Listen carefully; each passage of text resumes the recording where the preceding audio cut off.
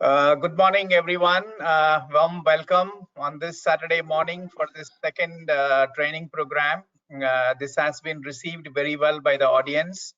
We are also trying to make sure that the recorded ones are at least available to you for your viewing, and hope you find this useful.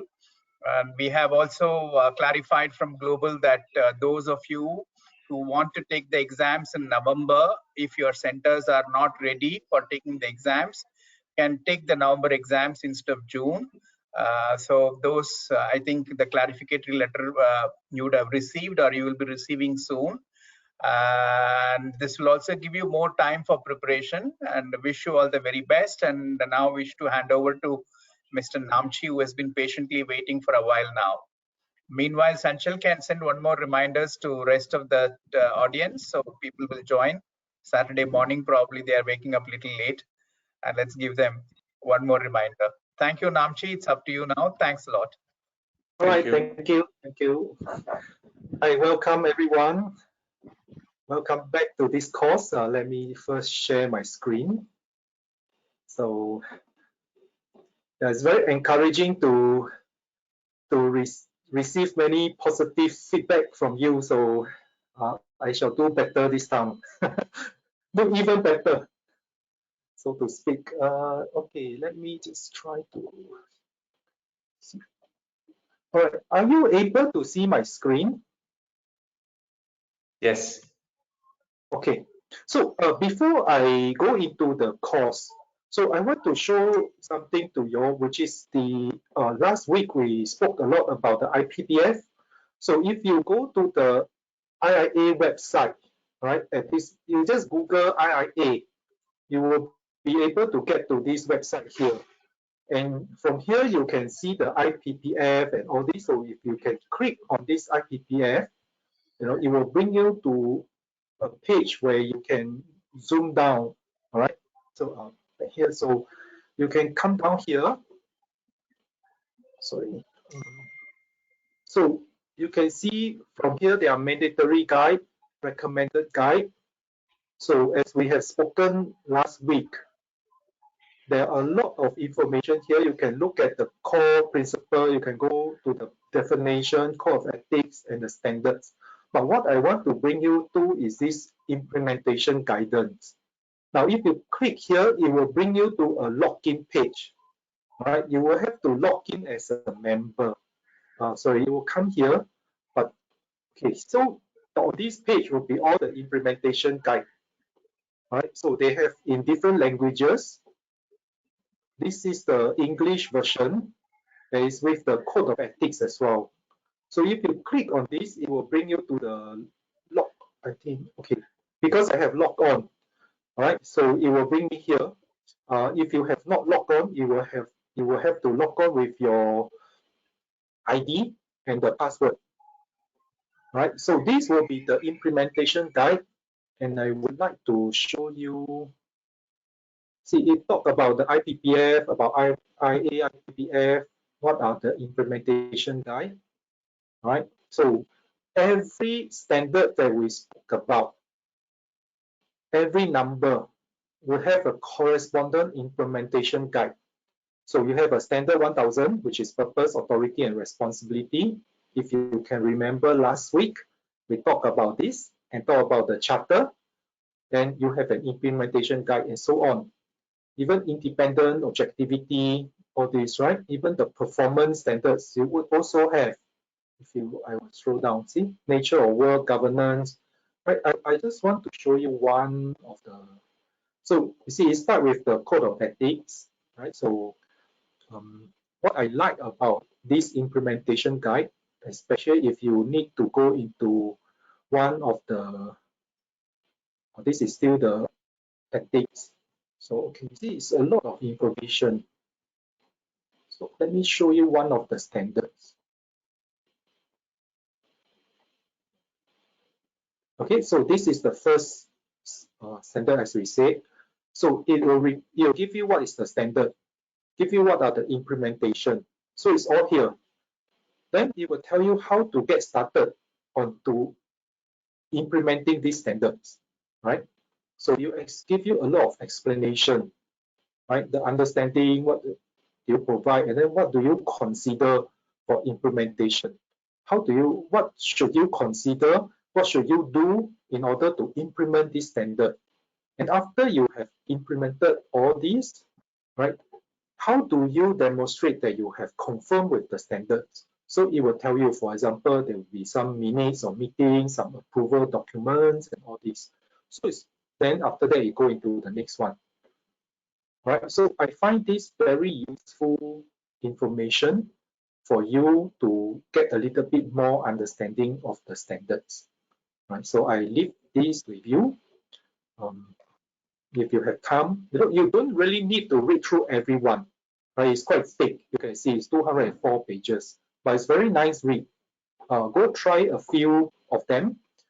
You may love it and you may read all, right?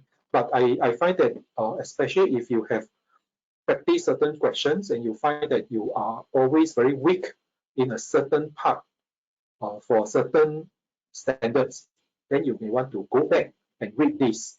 It will certainly help you. Okay. Now, let me go back to the.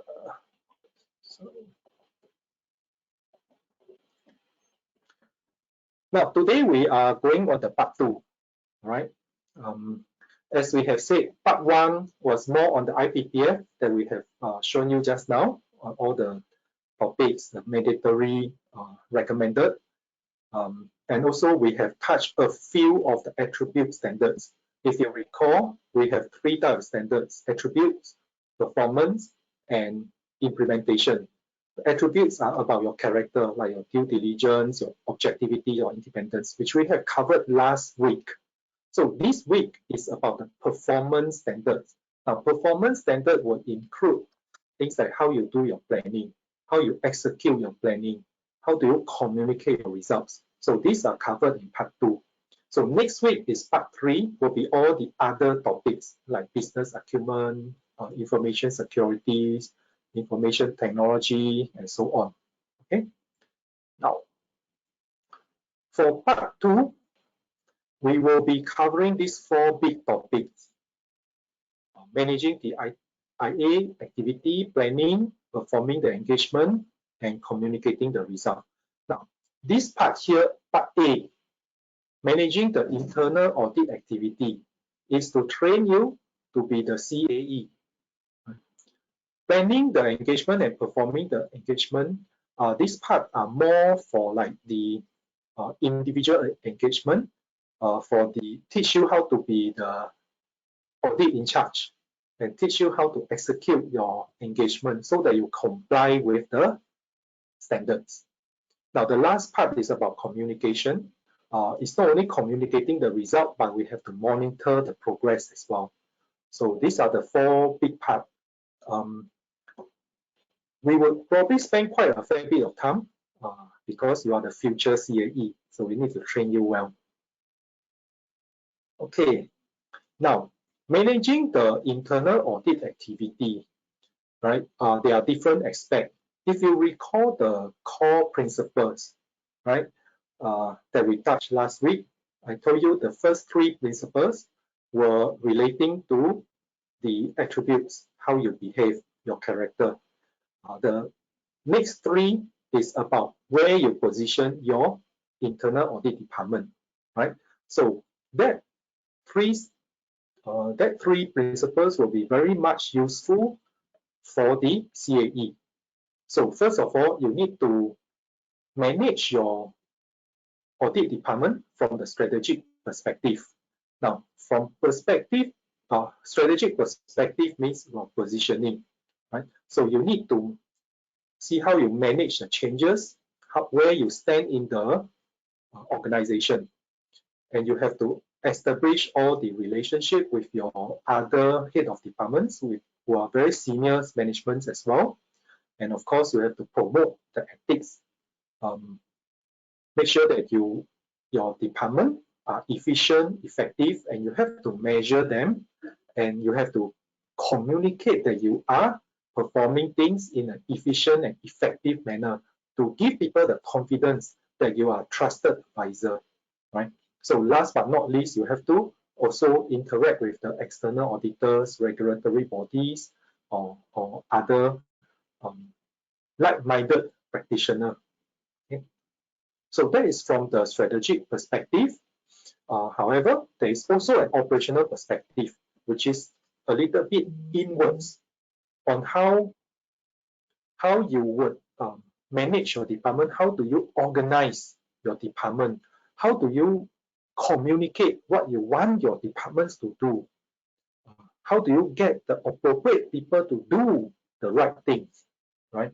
And of course, you have to also monitor the progress, monitor the performance, right? Like just now we have mentioned in the strategic, you have to communicate all this performance to your peers in the organization to gain their confidence. So strategic perspective, operational perspective, right? And in any other function, be it in the internal audit, be it in the risk management, you have to plan, you have to organize, you have to direct, you have to monitor. See, these 4 steps are pretty much aligned with what we spoke last week. When we spoke last week, we talked about risk management. You talk about the control environment. You talk about the risk assessment. You need to get the right people in place to execute all those risk management, and you have to monitor them, right? So likewise, the principles stay. If you look at the IA management, you have to plan. You need to know what do you want to do, and it has to be risk-based. Then get the people with all the policies, organize them, direct them, tell them what to do, and then monitor whether they do what you have wanted them, or are they living up to your expectation, right? So planning, organizing, directing, monitoring. Now we go a little bit deeper into the operational aspect where you have all this audit manual. The purpose of it is to provide guidance, define the high-level performance expectation, focus on the key objective and values, coordinates the roles and responsibility, codify critical processes, and of course, it is a basis for people to evaluate the internal audit activities. So if you look at this, if you recall, last week we talked about the purpose of the standards. Are they more or less similar, right? So again, when we spoke about the standard, we say, hey, you need to know the purpose. They can test you. So likewise, no need to memorize all this, but at least know what are the purpose of all this audit manual. They can test you as well. Okay, so these are some of the suggested content. So you would have seen like audit charter, your organization, your plan, the roles and responsibilities of the various parties within the organization. Okay, and then some of the engagement procedures, the QA, quality assurance program, and so on. So these are suggested content, right? It also depends on how big your organization is. Now, there are some roles and responsibilities between the different parties. So just take note, the CAE is the one who is ultimately responsible for the department. So have to perform the periodic risk assessment, and then monitor the engagement, give annual holistic opinion on the GRC. Right, that is the responsibility of the CAE. Of course, for big organization, the audit manager will assist in some of all these tasks, but the CAE is the one responsible, right? So audit manager and senior auditors, so it will direct, it will coach the staff, it will perform like all the engagement, supervision, review of work paper, and so on. But of course, the senior auditors are less experienced compared to the audit manager, right? So the complexity wise, there will be some different, right? So audit staff, of course, you will be working under the supervision of either the senior auditor or the audit manager, right? So for budgeting, for the organization, you need to do budgeting. Why do we need to do budgeting?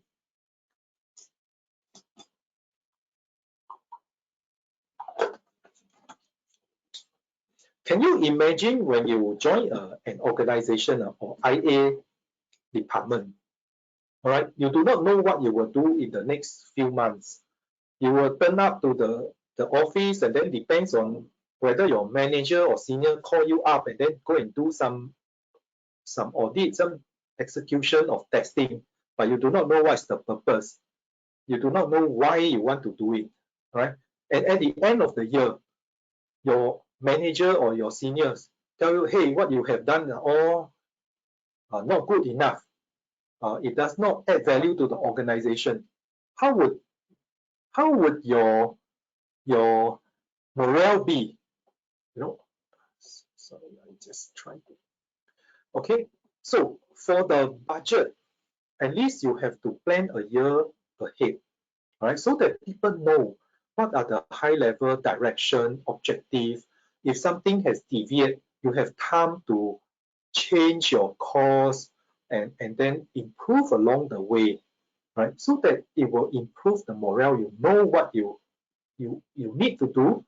You strive toward it. You may achieve it. You may not achieve it. If you don't achieve it, you know why, right? It's not like, oh, it's so random. After 1 year, all your hard work, your manager tell you, hey, it doesn't work, right? So as the CAE, that's how we mentioned, right? You have to organize the department and you have to direct the department. So to organize the department, you need to do some staff selection, right? So this is the process. So you have to plan your workforce, what kind of people you need, how many you need, and then you get the position, the description, and then you start to recruit them. And after you recruit, you selected them, you shortlisted them, and then you will onboard them for training. Now, in terms of interviewing, there are 3 approaches here: structured interview, behavior interview, situational interviews. So we will need you to at least understand the difference among these approaches. For structured interview, the key thing is all the applicants are asked the same question. So it's a very fair approach. Everyone who come ask the same question, and that depends on how you answer, right? For behavior interview, you will be asked how you handle certain specific situation. For example, during the interview, I will ask you, have you handled difficult clients before? And you say yes. Then I'll say, okay, can you please tell me what are the situations and how you handle them? So that is a behavioral interview. Now for situational interview, it's quite similar to behavioral interview. However, I will give you the scenario instead of you giving the scenario. So I will say, okay, I have these clients who will always answer in a one-word way when you interview him. When you ask for information, he will always be late, and 1 or 2 days before your deadline, he will go on leave. How would you handle such a client? So that is a situational interview. I give you a very hypothetical situation. Okay, now why do you need to know the differences? The question can come out. For example, during the interview, if everyone is being asked the same question, what kind of approach is it? So A, structured, B, behavior, C, situational, D, something else. So you need to choose the right one. Okay? Or they can say, during the interview, the applicants are being asked how they handle specific situation. Then you have to go for behavioral interviews. Okay? So interviewing skills, of course, you need to establish the atmosphere. You need to listen actively, take notes when needed. Now this interview here is for recruitment. Right? The same principle will be there when you interview your clients during your fieldwork, right? And you will see that later on. So as auditors or CAE, you have to know the internal control, the risk management, right? And what is risk again? Can you remember? Risks are events that will adversely impact you from achieving your objective. All right, so always remember that the risk must always link to the objectives. Okay, so in terms of the auditing maturity, so in the very olden days, right, people are doing control-based audit. So if you have a control, you need to input, you have to make maker checker for every input. I check whether you have maker and checker, right? Slowly when it evolved, people start to look at the process base. So they look at the whole process, right? And during the probably the late 90s, mid 90s onwards, people start to go towards the risk-based auditing. Risk-based means if the process is not important, if it doesn't really impact on my objective, do I want to spend time auditing them? Probably no, right? So if the processes are important, it impact my organization, the objective, then I will spend more time reviewing them. That's what we call risk-based auditing. And it has since also evolved into ERM-based auditing. That's where you also look at the clients, how they manage their risk, how they identify their risk, how do they respond to the risk, right? You may leverage some of their work on the ERM, their risk management, and then you may then decide whether to test them, or you may even rely on their work at certain time. Of course, with some due diligence. Okay, so this is like the journey of the audit. Move from like the control, the process-based, and then risk-based and ERM-based auditing. Now, let me ask you, from the standards perspective, you have to do at least which maturity level? If you do control-based auditing, is it comply with the standards? If you do process-based, is it comply with the standard? If you do risk-based, are you complying with the standards? Or must you do ERM-based auditing? Just think for the moment, right? Now I will give you the answer. The answer is risk-based auditing, right? ERM-based auditing is the latest, is the best practices. But from the standards perspective, if you recall the standards, the auditors have to do risk-based audit. So we must analyze the risk, focus on the high-risk area. If you just do process-based or control-based, you are not complying with the standard, right? Now, the next terms we want to introduce to you is the audit universe. Now, what is audit universe? Audit universe means all the auditable units. If you have helped your CAE done some planning, you will have heard this word. It's everything that can be audited, right? It can be organized in functional area like your IT, your HR, your finance, your operations. Or it can be of certain strategic plans like your laws and regulations, your markets, any trends, all right? Or it could be by management and employee. Management could request you, maybe there are certain changes in the regulatory mandates, they may want you to look at it. That can be part of auditable units. Now, from all these auditable units, you would do all the risk assessment to identify on the high risk area. For high risk area, you probably want to review them every year. Medium risk, maybe every 2 years. Low risk, maybe every 3 years, and so on and so forth. That is how you would do your audit planning. And then after that, you will decide how many assignments you need for the year. And with each assignment, how many manpower, how many man hours or man days you need. So the total number, then you will calculate how many man power you need, and then you go and recruit them. Okay, so it starts from the audit universe, risk assessment, and then the number of audit assignment, and then the staffing. Okay. So when you do the all this risk assessment, you also have to take notes of the organization strategic plan. So organization, they most likely would have used some SWOT analysis. I believe you have heard about this term. SWOT analysis stands for strength, weakness, opportunities, and threat. Now, strength and weaknesses are internal, more of the internal capability, right?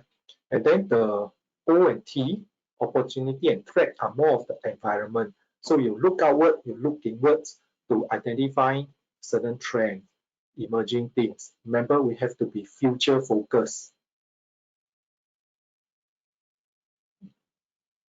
Now, let me just pause for a while and let you try a little bit of question.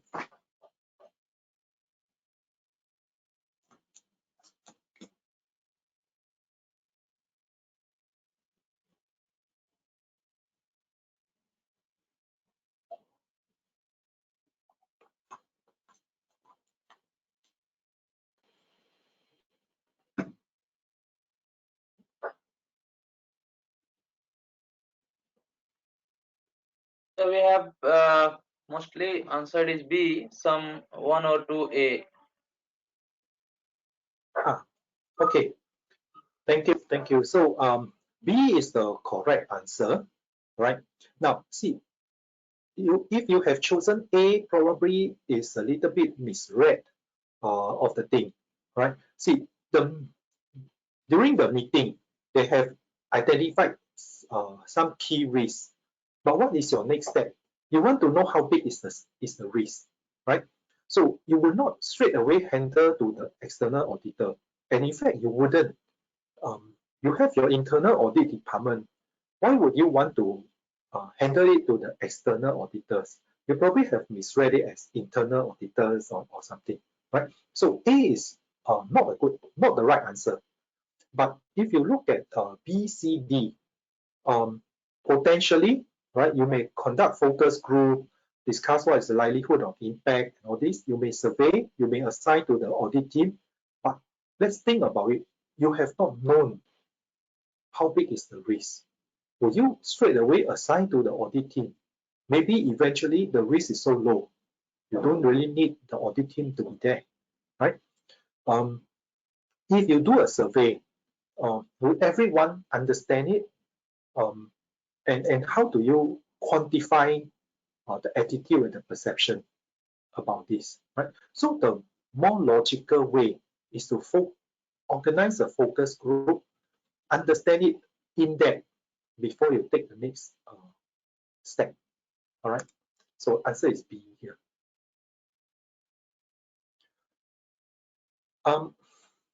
Okay. So as we say, right, after you have identified all the audit universe, you need to do all the risk assessment. Now, in terms of the risk assessment, again, you will see in the course, there are some reference back to the control framework, which we have touched upon last week. So I will not go into details here, but what I want to emphasize is that the control framework is a generic framework that is applicable, can be used for everyone, be it management, be it second line of defense, being third line model or audit, right? It can be used by big companies, small companies, profit company, not-for-profit company, so it can be used. So all these COSO framework or COSO ERM framework or even ISO, they have the same principles if you were to compare them.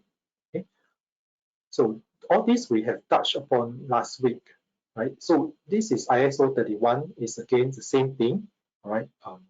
Talk about like leadership, integration, design, implementation. It is almost the same, right? So this is a diagram on the ISO 31000. What they want to emphasize here is a reiteration process. So risk assessment is not a one-way traffic. It can go both ways. After you monitor, you review, establish your contact. Okay? After monitor, you may also reassess your risk. After you reassess your risk, you may then change your monitoring. Right? This is what the diagram is showing. Now, when you do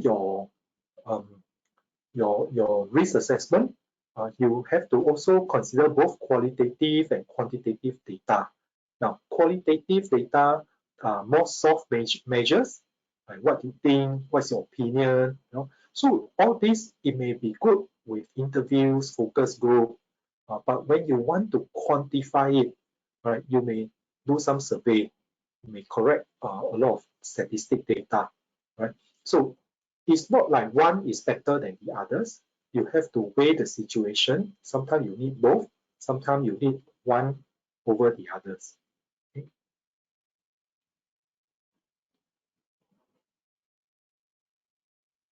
Yeah, so when you assess the risk, you identify the risk, you analyze them, you prioritize them. So it's the same for management as well as audit.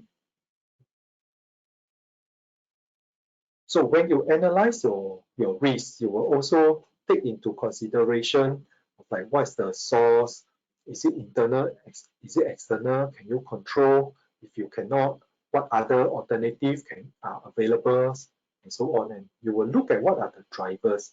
Now, this part is also very good when you draft your finding, which we will speak a bit later. You need to drill down to the root cause in order to give appropriate recommendation.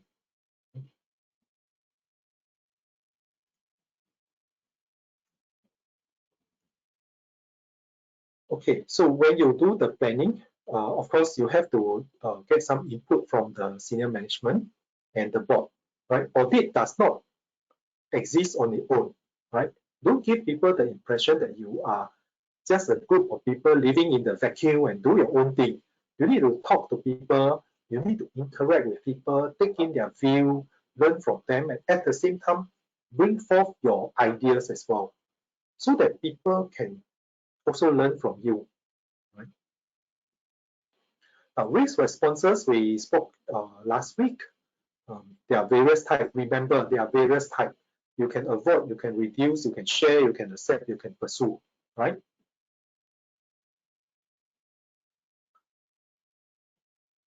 So likewise, just now we talked about the audit maturity. So the ERM also have a different maturity. If you read other topics, in terms of governance, there is also a different maturity.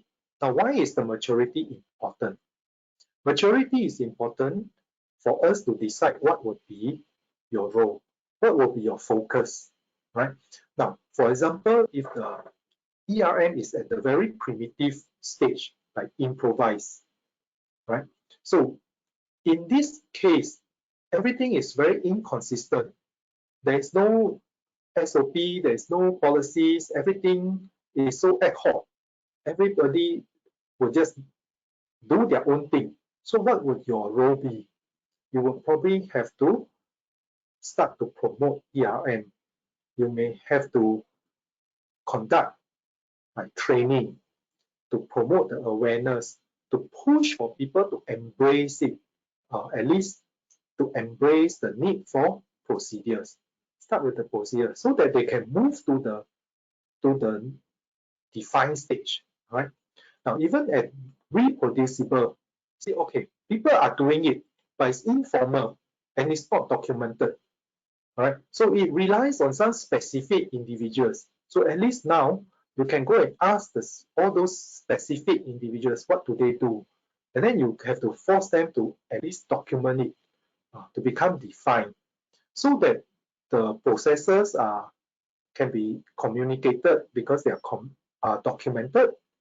In that way, it can be consistent, right? And then you push them to make it wider, to implement it wider, right? Once it's defined, then it's about the next stage. How do you make it cascade to wider people? How do you monitor whether people are doing? That's where you set the KPI.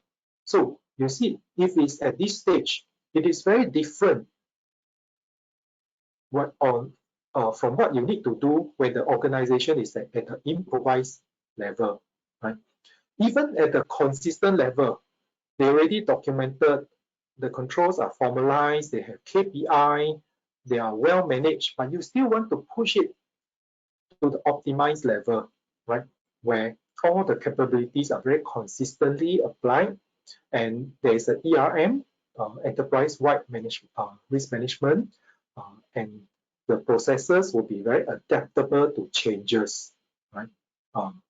So you see, when it's at this optimized level, then what is your role? Your role probably would be to look at best practices to see how your organization can even improve or learn from the best, right? So it's a journey, it will never stop, but the difference in maturity will also determine the different roles that audit needs to play, right? And don't forget about the people, the processes, and technology. They keep changing, especially the people, right? So this diagram will show you the inherent risk, residual risk, and the risk appetite that we spoke about. Inherent risk, do you remember what is it? That is before control. Residual risk means what? After the control. Now, if residual risk is above the risk appetite, that is no good. So what should the CAE do? Right? So the CAE will have to assess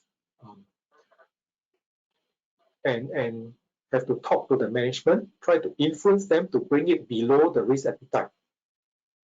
If the the management refuse to do so, then the CAE has to go higher and higher up the management level until the board. Okay.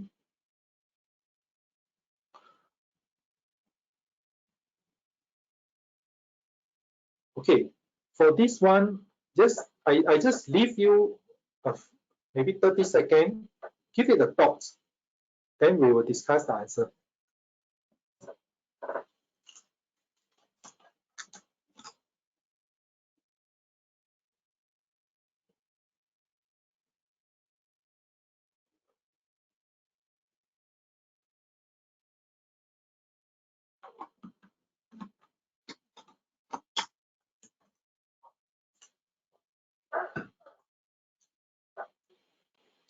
Okay, so here is just a question to say, oh, would all these factors affecting the risk assessment, right?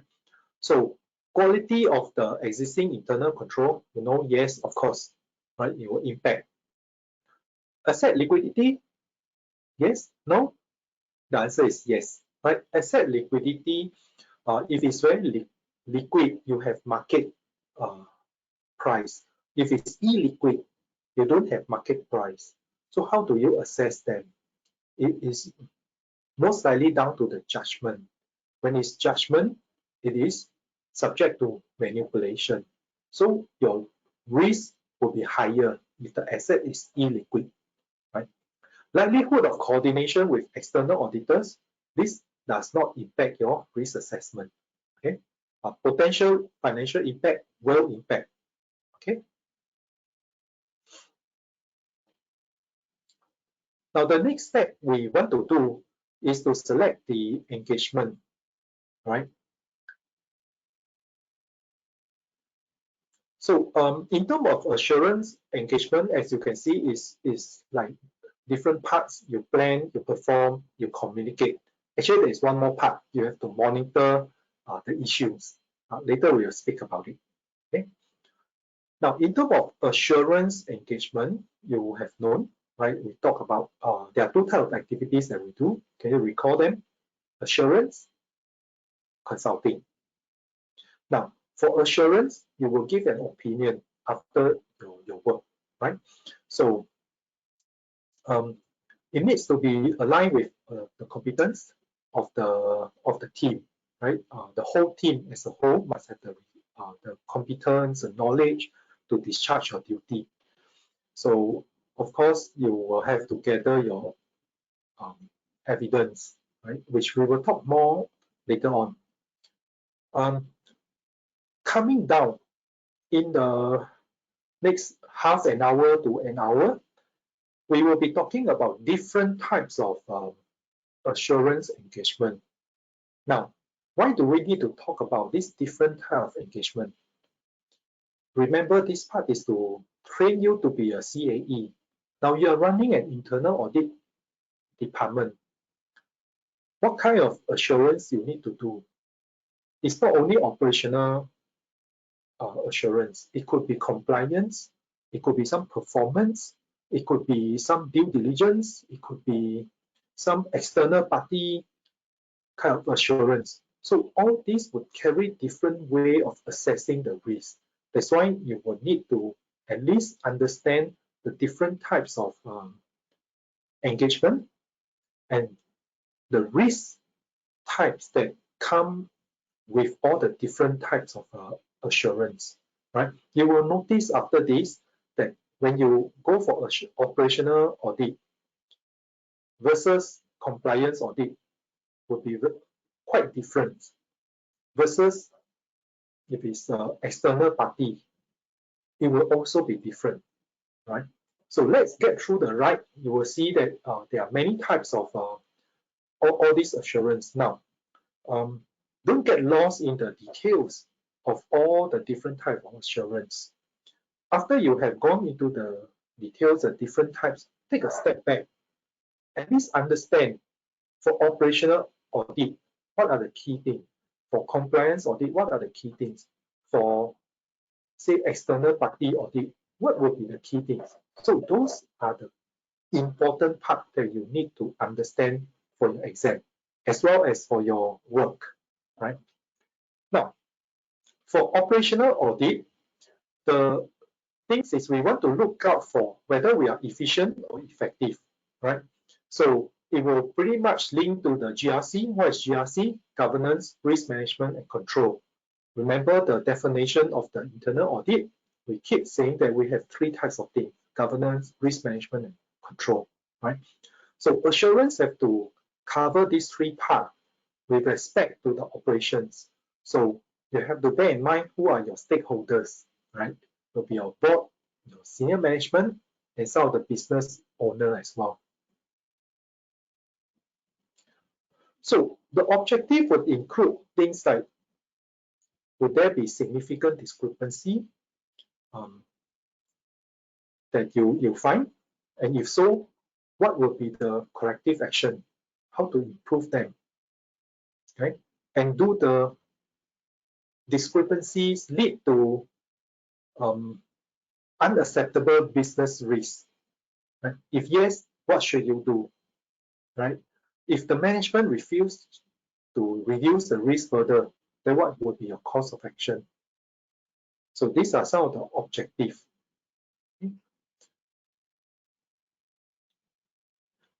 So for operational efficiency, you also want to look at how the business process work, how the handover and so on. You don't want an organization to work like in silo. So audit has the advantage when you can cut across different departments. You look at process end to end. So if there are silo mentality, you will very quickly pick up the handover. So there will be a lot of gaps.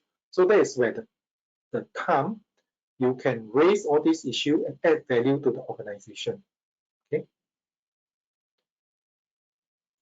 So there are different ways to do operational audit, right? It depends on really the scope, the objective, right? So it could be for plants, marketing, or HR. You look at like volume, or the headcount, or the productivities, or you look at certain pattern. And of course, don't forget like all the soft control, the internal control framework. Remember things that you have learned during the framework. Use them. You see, soft control, isn't it the control environment, right? Then you have to see whether they have identified the risk. Then whether they put in the right risk response. So all these internal control framework, whether the policies cover all the risks, all the significant risks, whether they have efficient use of resources, and I would add one more here. Would there be monitoring process? See, your framework can help you to cover the different aspects. Okay. Other than operations audit, there will also be security audit. That's where you look at the governance, the risk, the control for the asset, right? So there are two aspects. One is the safeguarding of the assets. The other aspect is to safeguard the information. Are they reliable? Would there be integrity? Are they being prevented from hacking or stolen and so on? Right? So in terms of security audit, you also look at like the different aspects, like physical security, logical security, hazard, power supply, data storage, and so on. Now, why is hazard fall under here? See, if you have, imagine if you have a control, a data center, right? If it's on fire, if there are flood, right? How would that impact the information?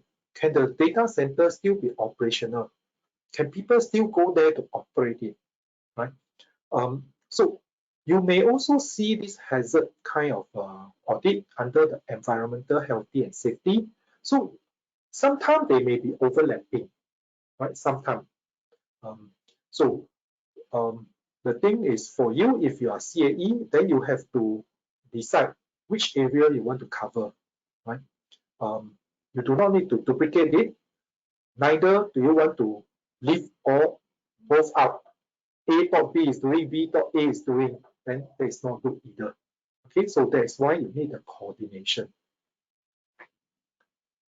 Okay, so what are the reasons for data loss and what can we do? There are many reasons why data can be lost, right? It could be mislabeling, mishandling. People may send information out accidentally, or people may be so unhappy with the organization, they go in and destroy or delete all the files. So what will internal auditor do? Just remember one thing.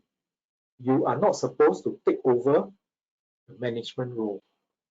So what you will do is review the assurance of the control relating to all the risks. Okay.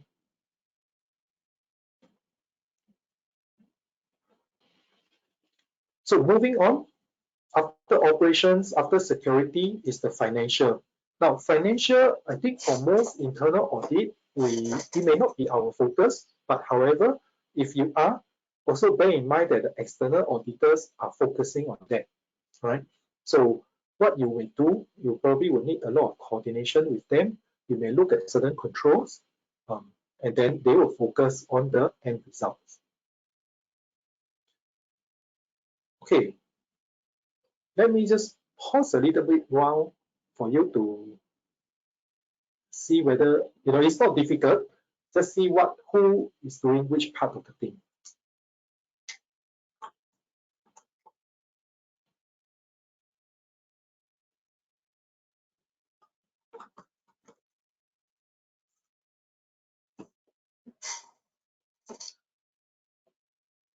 So if you look at the words assurance, the first one and the third one, they must belong to the auditor. So the control environment cannot be one of the auditors. So this must be A, right? So then the next one is to decide which set of auditors focus on all these GAAP financial reporting standard. Okay. So for internal auditors, we will provide assurance that the financial reporting processes are governed by effective control, whereas the external auditors will focus on the GAAP, the reporting standards, and so on.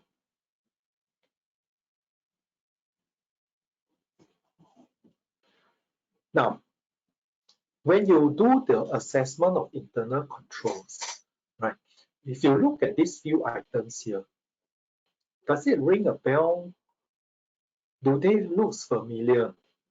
If they are, you probably have remembered the control framework, right? If you think about strong ethical environment, that is the control environment.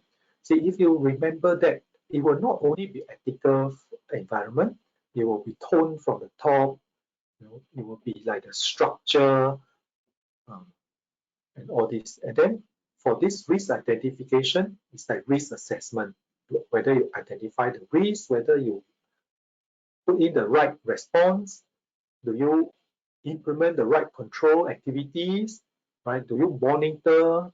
And of course, as part of the monitor, you will have to do some information communication as well. See, all this part, big high level, is all linked to the control framework. Right? So I would strongly encourage you, at least you remember some of the key parts of the control framework. No need to memorize the principle, but at least understand the key parts of it. It will help you not only for the exam, but also for your work.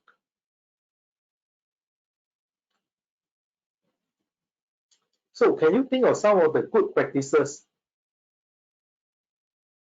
As external auditors, you probably would have seen, of course, there should be proper documentation, right? You may use certain checklists to help in the key controls. Make sure that all the key controls are being done timely, nothing got missed out. You may see certain standardized reports, some self-assessment. When it comes to the regulatory filing, there will be review, there will be checkers, and so on. So these are some of the good practices.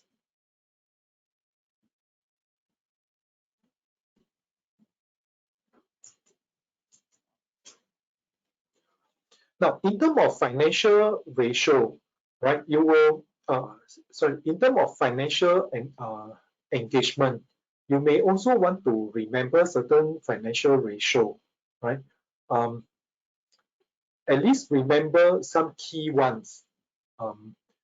There are also non-financial ratio, but the financial ratio will help the auditors and the managers. For example, I want to show you like the inventory turnover, or the current ratio, debt ratio. All these are the more important. I mean, turnover could be inventory turnover, fixed asset turnover, and other turnover, right? Now, how can the question ask you?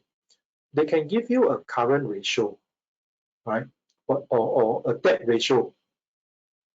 They can say, okay, the company's debt ratio compared to the industry, right? They can give you, say, the debt ratio of the company is 0.4, but the industry is 0.2, let's say, right?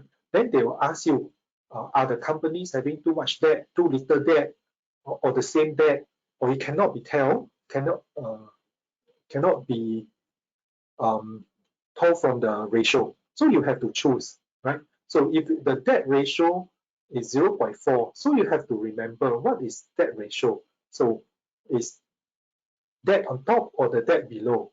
So it will determine the direction, right? Or if it's current ratio, right? Then they will tell, okay, if the current ratio is 0.4, industry average is 0.2, then is the company having too little current asset, too much current asset, the same current asset? So things like that, you have to kind of at least understand them. Okay. Now, moving to the next type, so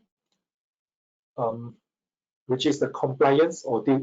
Okay, what is compliance audit? Compliance audit is basically to see whether the company adhere to the laws and regulations, right? On top of laws and regulations, it could also be whether you comply with the contractual obligation or internal policies, right? So why people bother about compliance? So of course, there are a lot of benefits. So here are some, like if you do all these compliance program, it will deter people from, if nobody enforce, it's okay if I don't follow. So does it matter if I follow? Yeah? But if you have all this program, you will find people who didn't follow and you punish them. Then people will think twice, right? So of course, if people still want to do it, you will detect them timely. You may not detect all the illegal activities, but it may be some, right? At least it will help to deter people and let people think twice about doing it. And of course, it will help in the firm-wide compliance. If you have certain insurance, it will help in the claim as well, because the insurance company will also have some confidence on your company, right? Now, when you go back to read, they may talk about like this ISO 19600 or the US federal sentencing. Now, why are they important for compliance framework? Now, it's more of a sense of how people do the compliance, right? So this 19,600 is a guideline on management. How do you implement certain compliance? So you plan, you do a little bit, you check before you implement it widely. So that is the steps. So when you do the audit, you probably will see, okay, have they done any planning? Have they identified the key points? Have they done some testing? Did they find any non-compliance? What do they do before they implement it widely? So on. Now, the other part on the right is the sentencing. Now, this sentencing was what the US court used previously. So they have caught people who didn't comply with all those regulations. They need to sentence them. How do you sentence them? Is it just fine them for $10? Do you fine them for $1 million? Do you fine them for $1 billion? So there are certain principles that they follow, all right? And when they use all these principles for the sentencing, then what does that mean? If we can use this to also assess our risk, wouldn't it be a good way to do our risk assessment? So that's why there's this federal sentencing guidelines, right? And now it's being used for organization. So when you go back, read, just understand the purpose of all these frameworks. Okay, so elements of compliance program, you will want to see if there are some standards or procedures. How about the organization? Who is responsible? How do they coordinate? How is the tone from the top? Are there any hotlines, any monitoring, any review? And if somebody don't follow, would there be some discipline? How do they prevent future violation? So it's also very logical if you think about it. It's about control environment, right? It's about the organization. It's about directive control. It's about monitoring, right?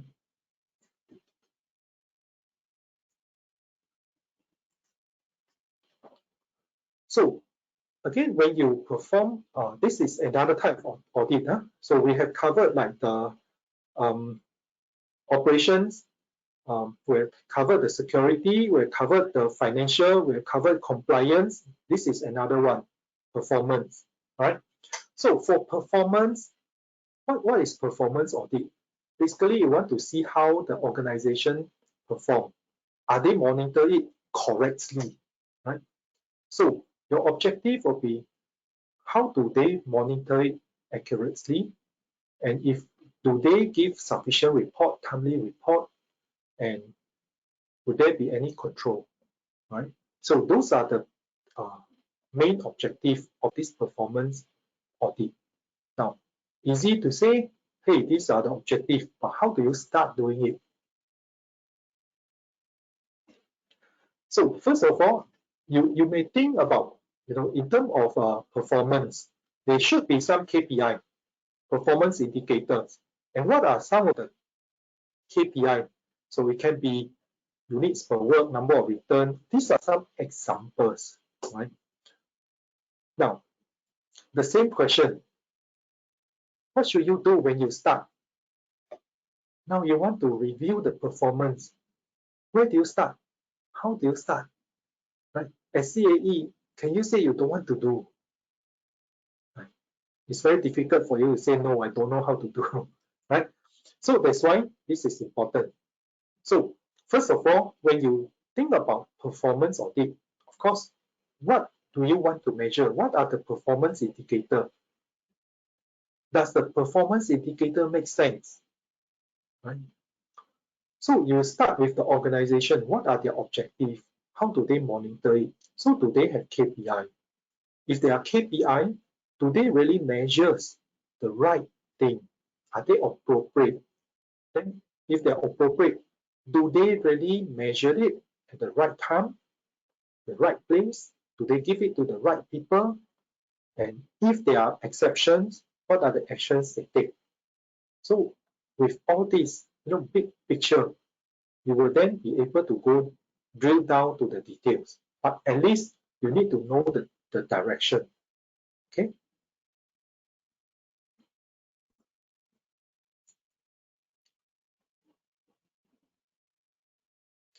Now, moving on to the next part, which is the external business relationships.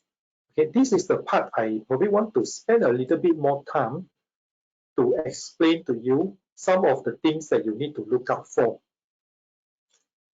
Now, first to think, who are all these external business relationships?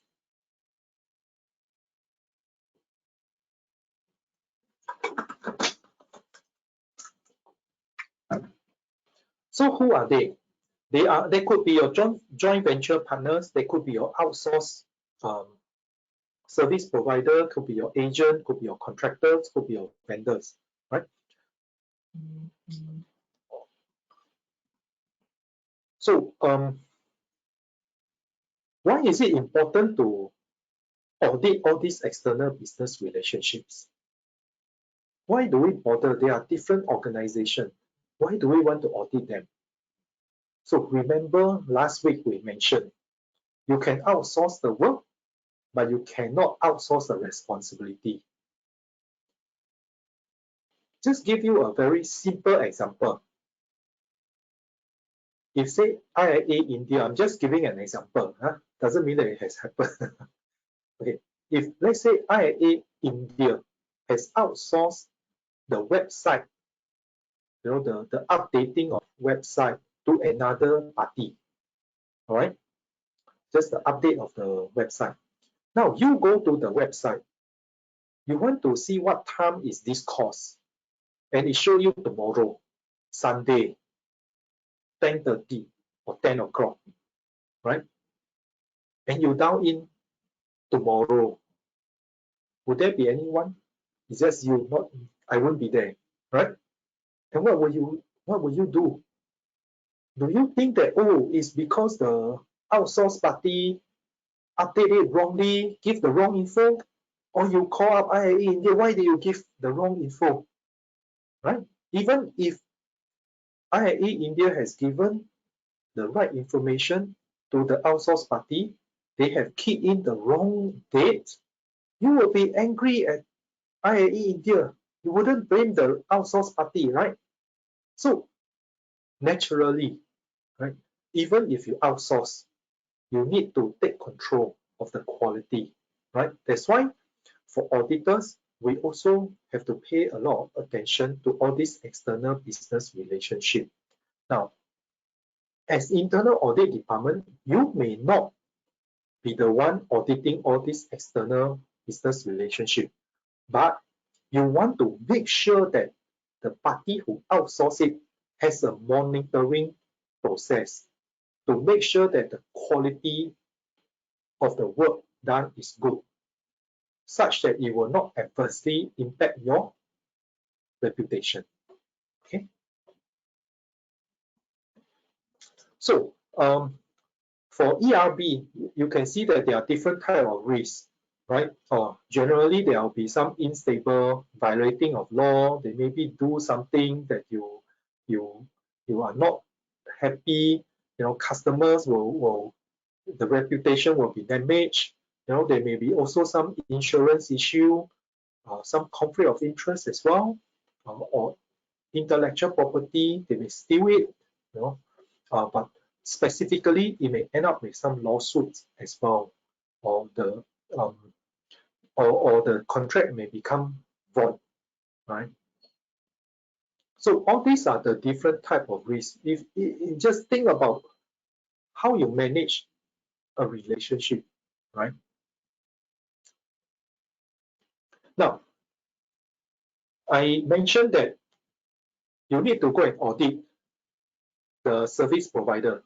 Now, imagine you are on the other side. You are a service provider.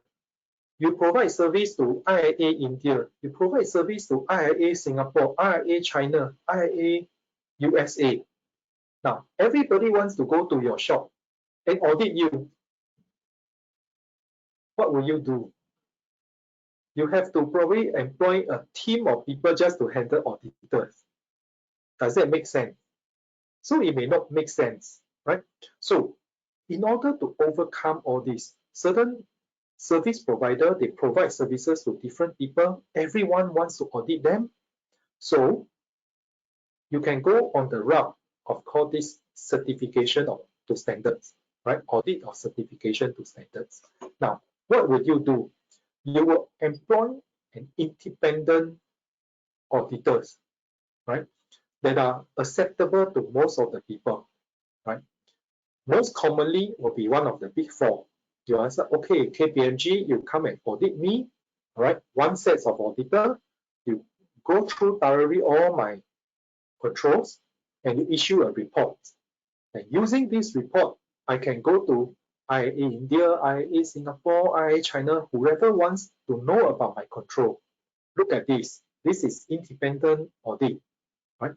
So that is the concept behind all this. You will see that there are different names here, SSAE, 18, SOC, all this, okay? So there are different ways, like SOC1 probably is looking at like some service center or data center, all this, okay? So there are different names. I don't think you need to memorize all the name, but you need to at least understand the concept behind it. Okay, just imagine you provide services to many people. Many people want to audit you, and you cannot handle so many sets of auditor, right? So you get one, which is this. Now, there are also some terms that you may want to get familiar with, like what is mutual agreement, consideration, competent parties, all these. They are not very difficult, but just when you read through, just at least understand all these terms. Now, there are also different types of contract, like fixed price, cost reimbursement, unit price, and so on. Now, why do you need to know this? Why do you need to care whether the contract is fixed price or cost reimbursement or unit price? The reason you need to know this and understand this is because the risk will be different. Now, let me give you an example. If the contract price is fixed, what would be your concern? If it's a fixed price, the other party, no matter what they do, they receive the same amount of money. Do they have the incentive to keep up with the quality, or they have more incentive to cut the quality and save some costs? Right? If it's a cost reimbursement, do I have the incentive to control costs? Or should I ramp up my costs so that my revenue will also increase? So you see the risk level will be different. The dynamics are different. So as auditors, we need to understand the different types of contract, the different type of risk, and therefore deploy different audit techniques to address them. Okay. Okay, so there are different way of contract controls, right? The price and all this.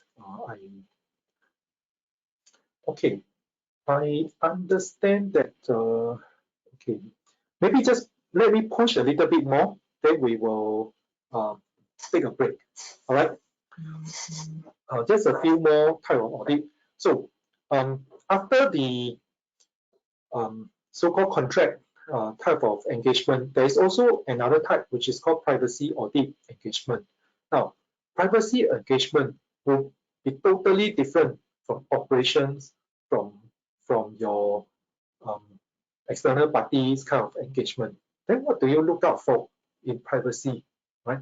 So again, you will look at whether there will be policies, there are people who are doing it, are the risks being identified. Okay.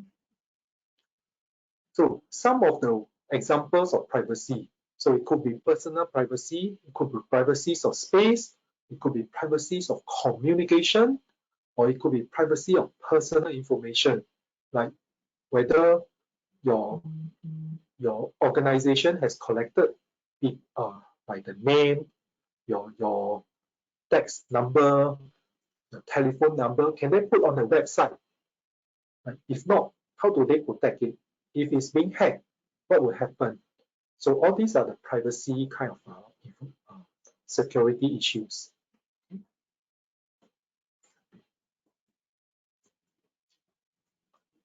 So again, if you look at it, it boils down to like governance, the organizations, the privacy, okay, and of course there are other things like whether you tell people how do you collect the information, how do you use the information, will you be shared with any outsourced party, how do you retain the information, how do you protect them, and if I want to see the information, can I access to them? So all these are the extra part from the other audit. Okay, so you see different types of audit. You can see now that there are different dynamics, different risks. So you need to spin all these to understand them. Okay.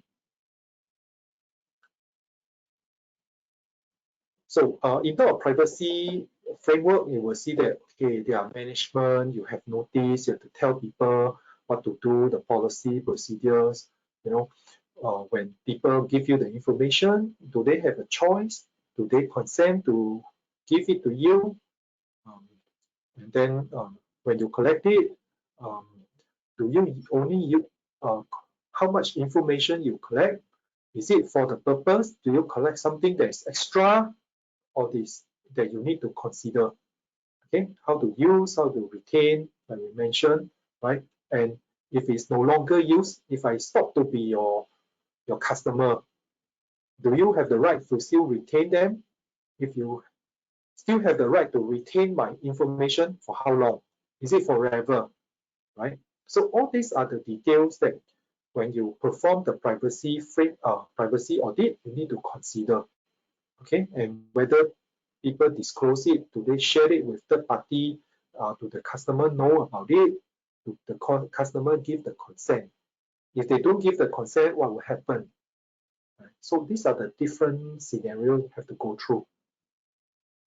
Okay, so here it lists down a lot of all these privacy laws, right? You can see that some of them are from the Europe, some of them are from the US, even Canada, Japan, right? Even in Asia, in Singapore as well, and I believe in India, you have your own privacy law, right? But there's one which people call GDPR, General Data Protection Regulation. Now, this regulation is from the EU. Now, this is not only applicable for organization in EU, it could apply to organization in India as well. If your company has a customer who is an EU resident, then you have to comply with these rules. Okay. So the next type of audit is quality audit. So you want to check whether people follow the quality. You know, there are probably certain threshold that you have to check. Okay. So there are different types of quality costs. So the cost could be prevention, could be appraisal, could be internal failure, could be external failure, right? So you would also need to at least familiar with all these terms. They are not difficult, but get familiar with them. Okay. There is another of audit which is called due diligence. So what is due diligence? Mainly it's like some investigation of a people or a business. So normally it's like a takeover. If your company wants to take over another company, how do you know that the company is good? How do you know they have no hidden costs? How do you know that they are not subject to some lawsuits, right?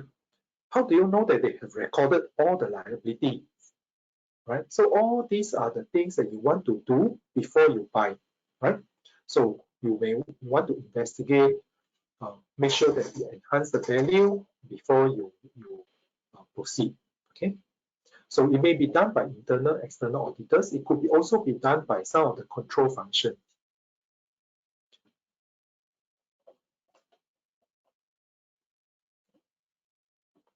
So this is just a bit of like the merger, you know, if it's pre-acquisition, during the acquisition, post-acquisition, what would you do in terms of due diligence? Okay, so when you read through, just do pay attention to like some of the things that can be done in different type of engagement at different stage.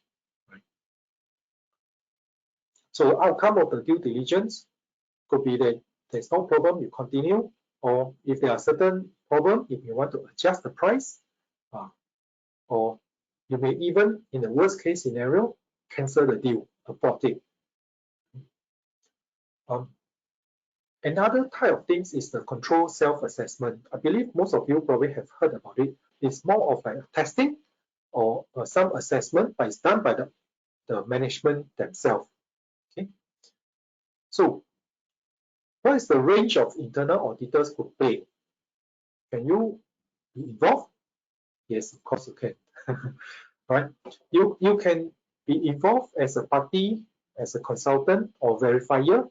You can test them, see whether they do it, or if the maturity is very low, you may even be helping them to facilitate workshop, identify the risks, and so on.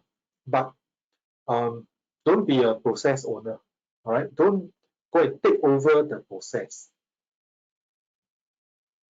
Okay, so here they are comparing the traditional approach versus the control self-assessment approach. So you will see that most of the things like setting business objective, all these are the same management. But when it comes to like evaluating risk and control, traditionally it's auditor who will evaluate, you will report. But now, under the control self-assessment, the working team will also evaluate their controls, and they will also do the reporting. Okay.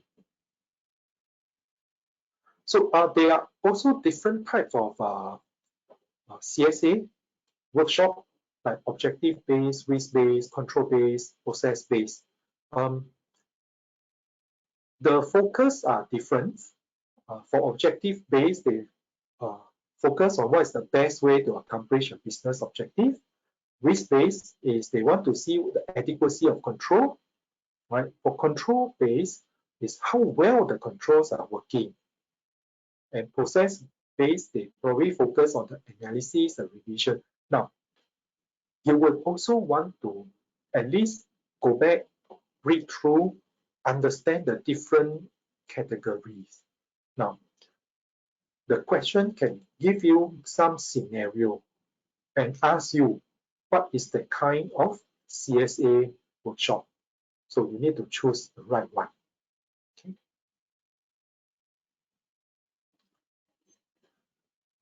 So some of the factors to consider for the CSA, I don't think I want to go through them, but I want to just focus on a few. Like keep it short and simple, right? And only ask one topic per question, right? See, if you ask 2 or 3 questions, the person say yes. The yes is like to one of the question or to all 3 questions, then you do not know. So just one question, one point, one question. one topic, right?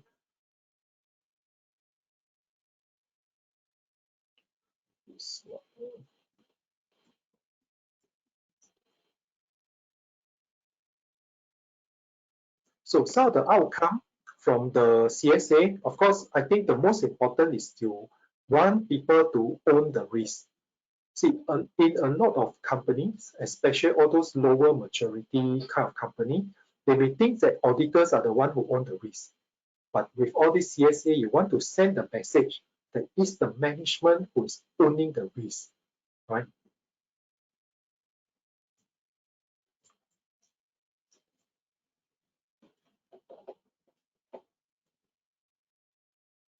Okay, before I go further in the consulting engagement, perhaps we can take a 10 minutes break.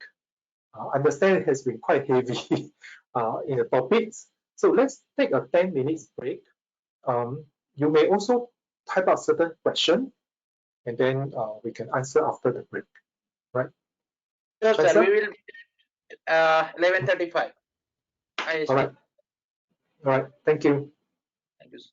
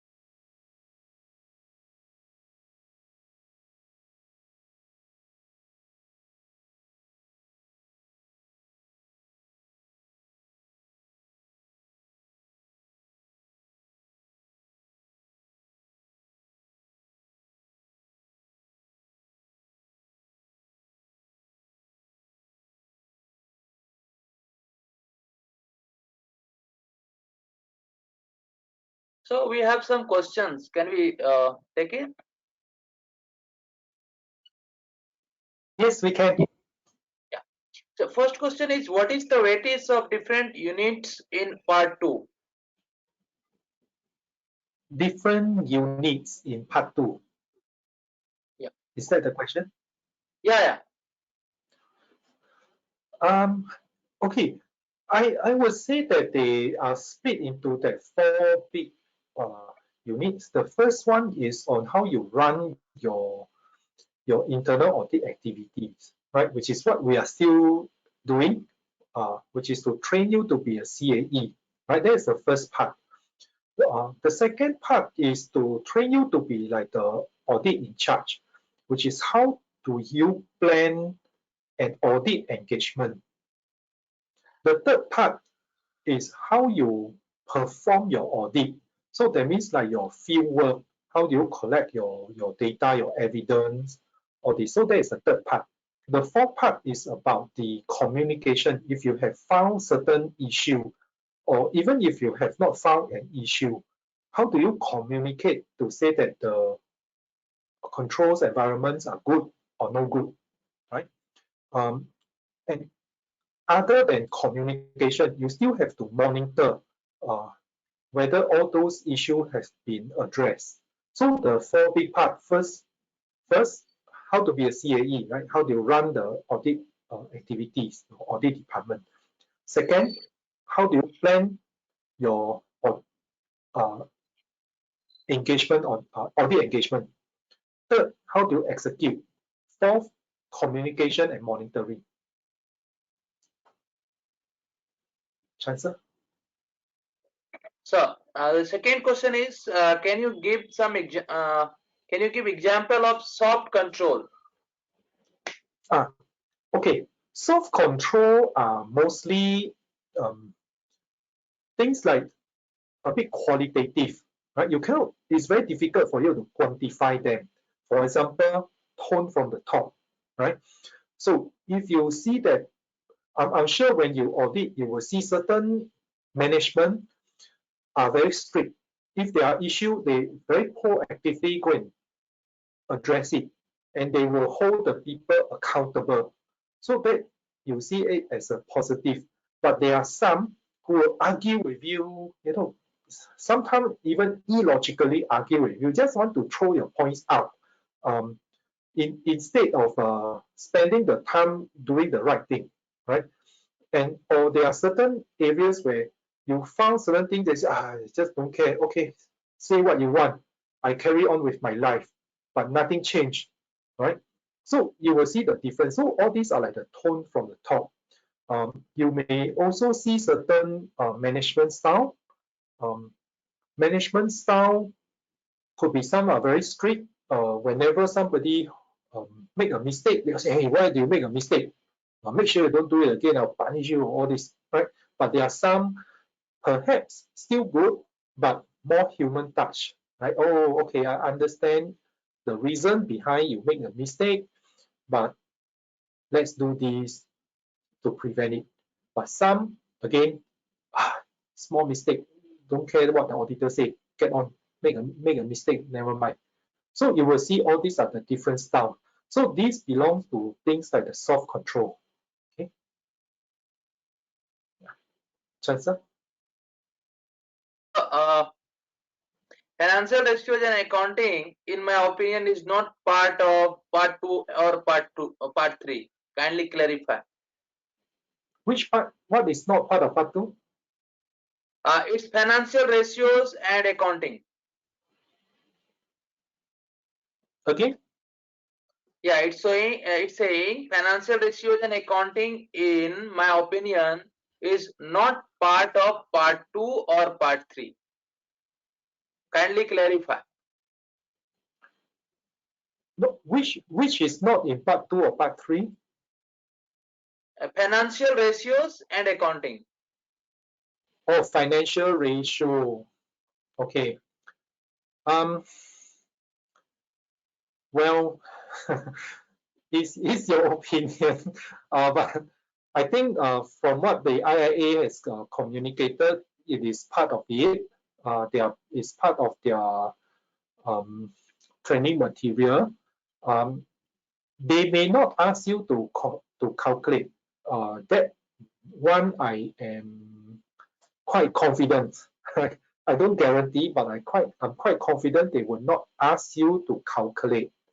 But they may ask you about the implication of certain things. Like just now, I gave the example: if the current ratio is lower or higher than the benchmark, then what are the implications? What are the things that you can draw from? So it's more towards the usage of the financial ratio rather than the calculation. I hope I clarify this.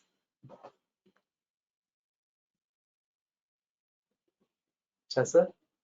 We have more questions, but we can continue our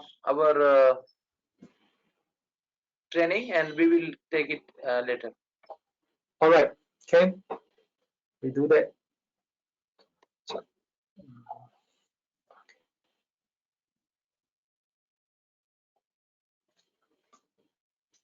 Okay, so up to now, we are still in the first part of the CAE part that we mentioned.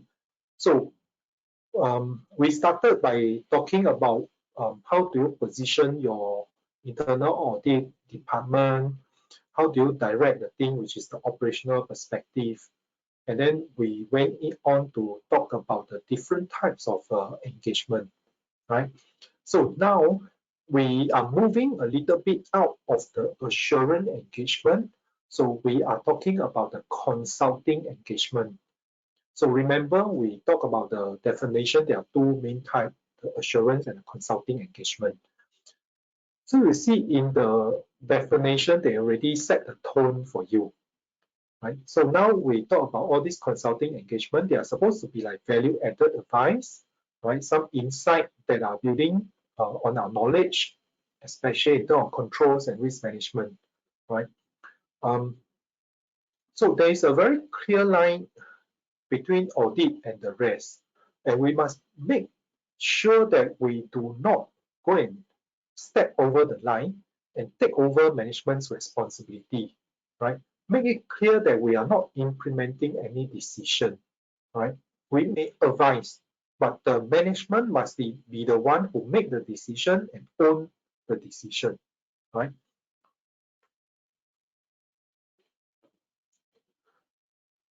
Okay. In terms of control framework, this is COSO, so we have spoken about it. I shall not repeat. But then there is another thing which is system development life cycle, right? Sometimes you may audit, sometimes you may be involved as a consulting. People may ask you about certain control. If I want to change system, what are the controls I need to look out for? So you may provide your insight, share your knowledge, right? But this system development life cycle, you will touch on it a bit more in details in the part 3, right? But here, what I want to emphasize is at different stage of the system development life cycle, you may look at different things, right? Like for example, when they are at the system analysis part, you may want to look at whether they have done the system feasibility. Have they included all the requirement, the key requirement, right? And system design, then you want to see all the key control, have they included in the design, right? Right? Do they have segregation of duties? Do they have maker checker control? Can a maker at the same time input and check the same transaction? So all this could be done at the design stage, right? Okay. Then there are also other consulting work like due diligence. You can be consulting as well. Control self-assessment, I would say, right? It depends on the maturity of the self-assessment, right? Then you may involve more. You may be the coach. You may be the facilitator, or if it is very mature, you just do the testing. Okay. Now, privacy also you can be consulting, but most of the time it will be involved with other areas as well. For example, you may need the legal to tell you what is required to interpret the law, right? And then you may need the information system people to say, okay, in terms of the system, how do you safeguard the privacy of the information, right? Okay, there may be also other benchmarking. It could be comparative benchmarking, industry functional, right? Go back, read a little bit on the differences of all these different benchmark method, right? So here I think it's the same as what the previous slide, so I am not testing you on this. Before I move into this, let me ask you a question. If you have done a consulting work, let's say we just talk about the system development. You have done some consulting about the system development life cycle when they change from system A to system B. Can you audit the same area? Any thoughts? Maybe you can key in your answer in the chat box.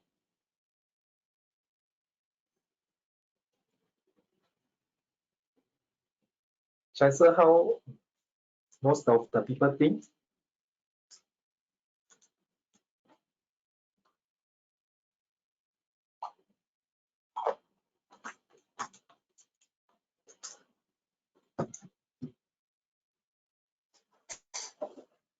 Okay, the question is very simple. After you have done a consulting work, can you go back and do audit?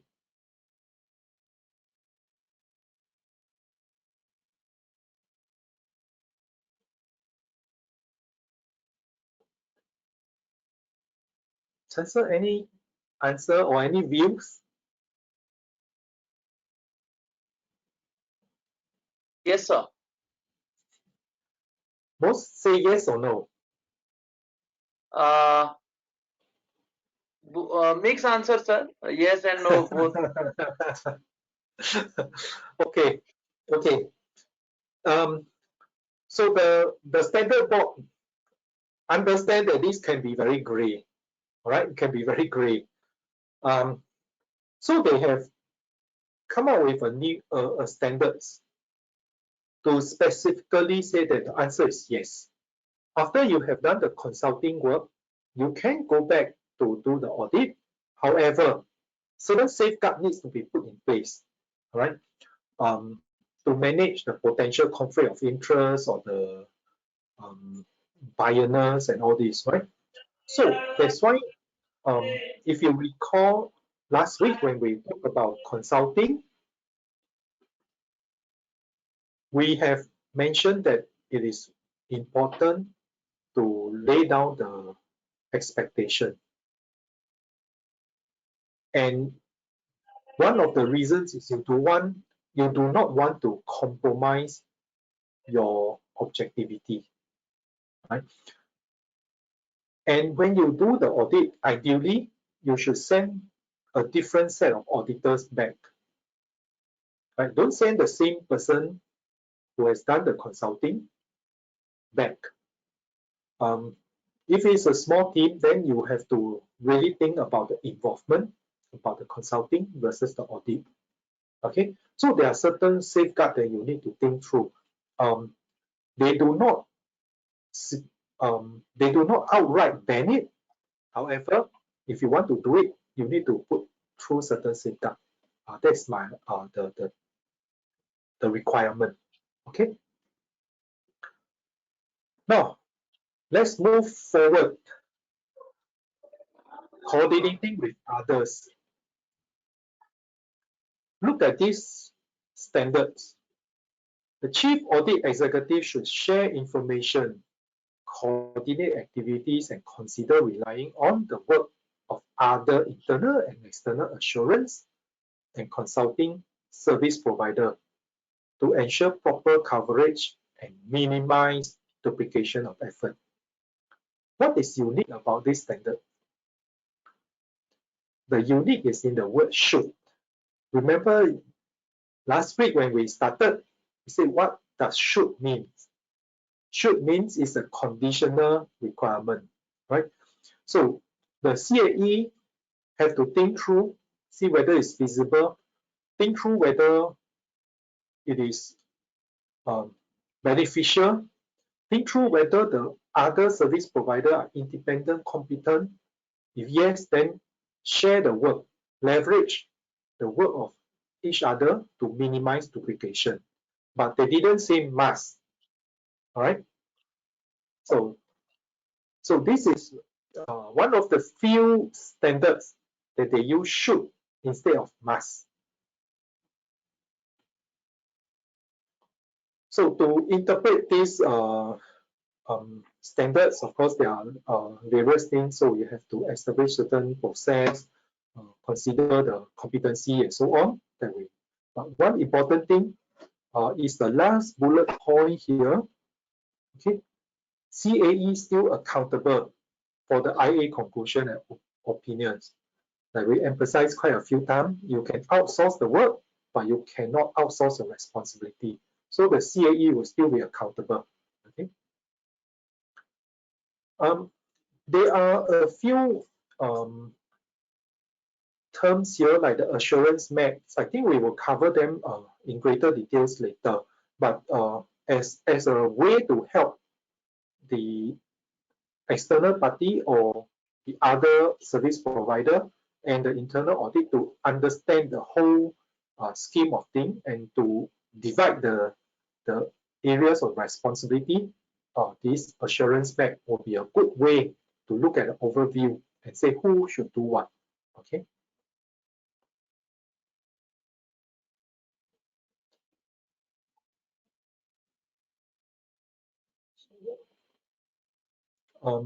Okay, so here is just to split the scope between internal auditors and the external auditors. So external auditors, they focus very much on the financial reporting, whereas internal audit, we look at the system, the controls, the risk management part. So what is CAE's role in the coordination? So CAE play a very important part, right? They have to evaluate the service provider, consider their independence, think about their competence, and so on. Okay, so even if they outsource or leverage, you have to remember the CAE is responsible for the conclusion. So in order to give yourself assurance, you definitely need to think about their objectivity, their independence, their competence, whether they do due professional care, and so on, right? Okay. Time to try a bit of a question.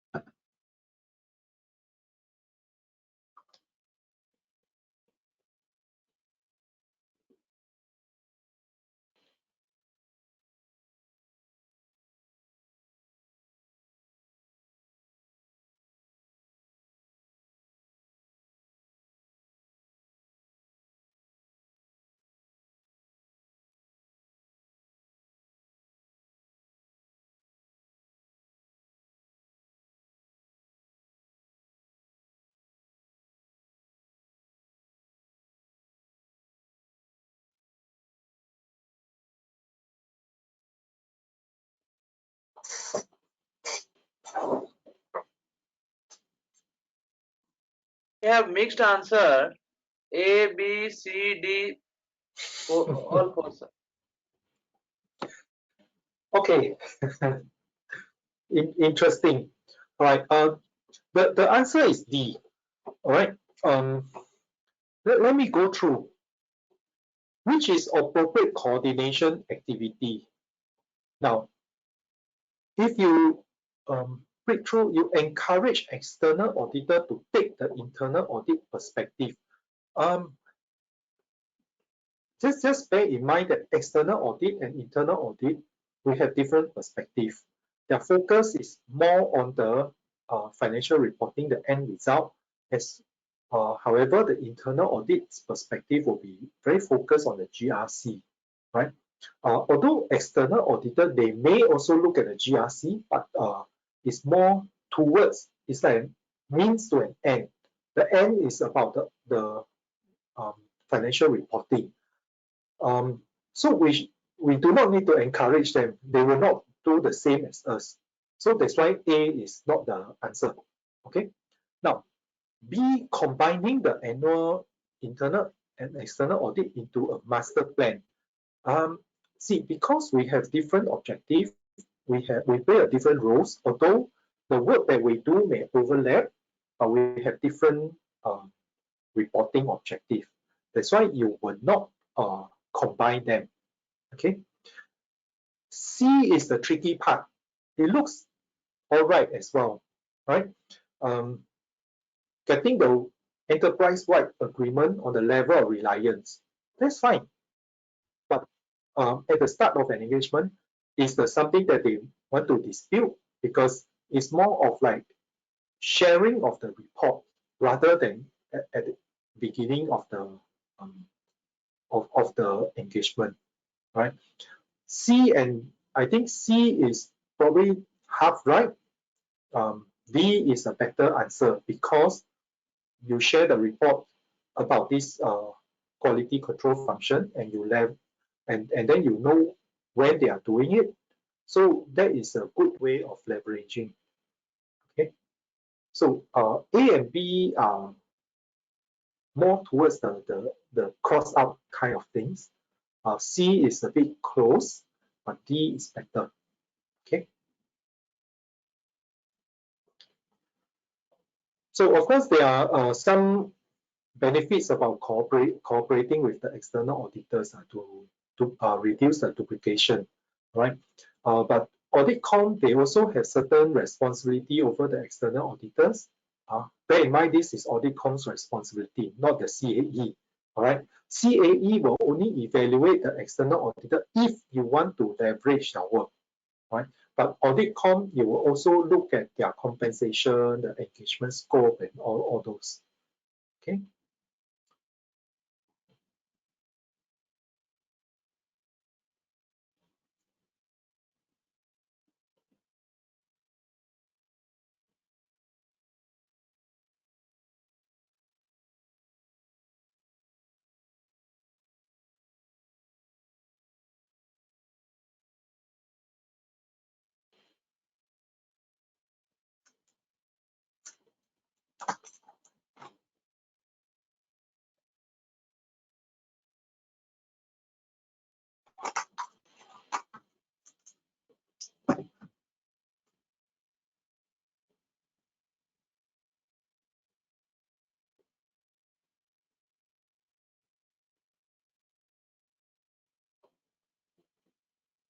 So we have again mixed answer, like mostly, but mostly are C.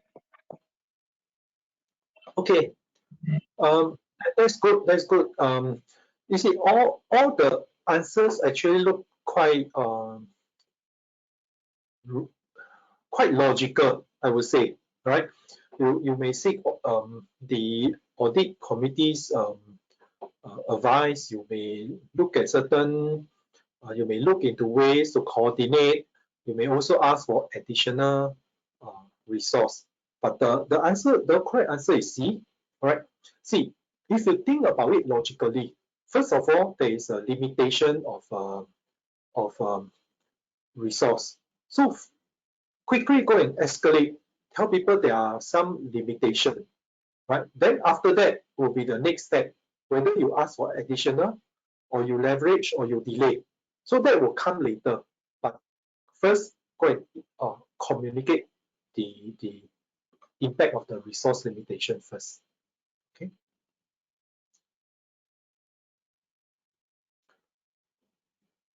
Yeah, so this is about the step to take in terms of our annual risk planning.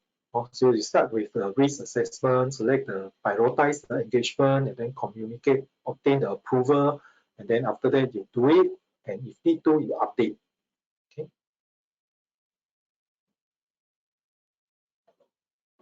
Okay. If you recall the topics that we have discussed so far, right? So we have started from the running of the internal audit. You look at the strategic, the operational perspective. We look at the different type of assurance that we need to do, right? And then you look at some of the consulting work. And then now, okay, just before this, we also look at the coordination with other parties, right? So all these are important part of the CAE's job. Now, the next part is about communication. So the communication with senior management, communication with the board is another important part of the CAE's job. Now, what are all these communication? So the first bit will be the proposed internal audit plan, right? And of course, this is on top of what we discussed last week, which is the audit charter, right? So when it comes to the plan, you have to identify, tell the board what are the objectives, what are the initiative projects, and then,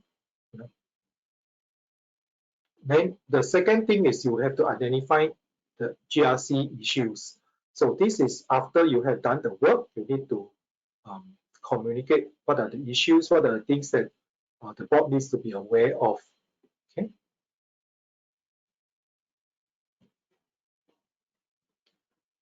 Okay, so if there are certain risks that the management has accepted, but you think that is above the risk tolerance, then again, you have to escalate it as well. Okay. So if there are certain risks, certain gaps, you have to include in your communication. Now, I want to draw your attention to this overall opinion.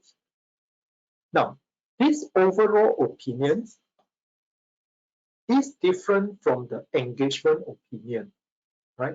So engagement opinion is something that we're familiar with. After your audit, the assignment, you assess the control, the risk, the governance, and you say whether the audit is passed, satisfactory, fail, or whatever. But after you have done all this, there are many engagements that are done over the year. So at the end of the year, the board will be asking the CAE, hey, you have got a team of people running around doing all the work. So how is the control environment or control quality of the organization? Right? So the CAE will have to use all those work that are done over the year and sum it up to give an overall opinion to the board. Okay. So at certain time depends on the maturity. So the CAE needs to educate the board of senior management on certain term. For example, the risk framework, the governance, or even certain compliance, new regulations. So a lot of things that the CAE do. Okay, and last but not least, you probably will have to also got some key performance indicator for the audit department so that they know what is their effectiveness and how they can improve. So that kind of round up the first part, which is about the CAE.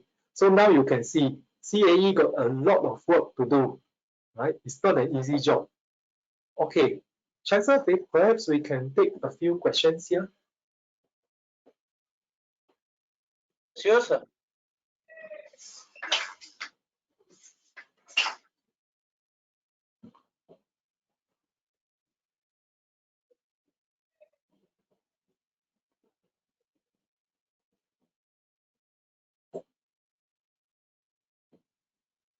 Separate audit team within internal audit department. I think it's answer.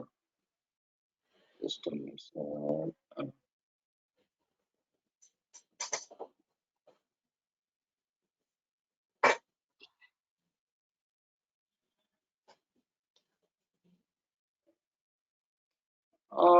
Is maker checker concept to be applied on all activities including any non-key activities, or will maker or checker key activities suffice the purpose?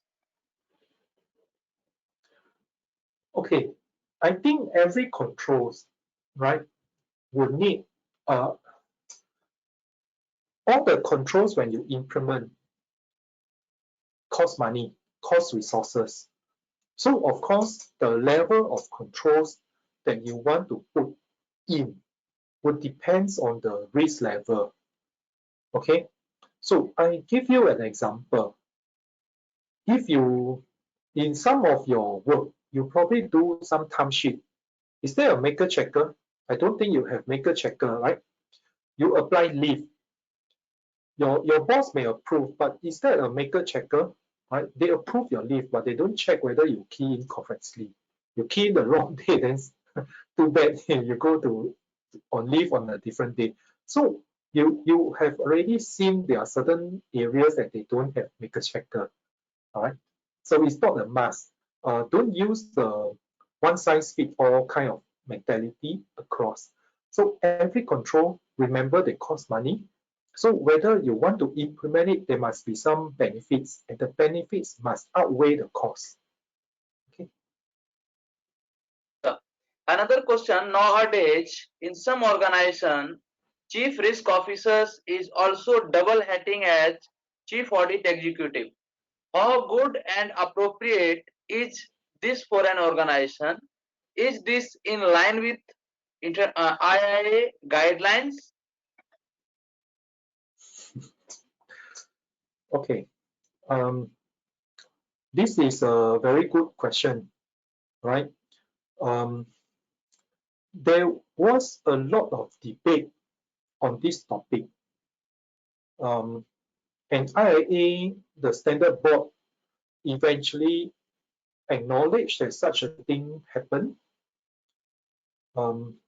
They have a standard on this topic, and the answer is yes.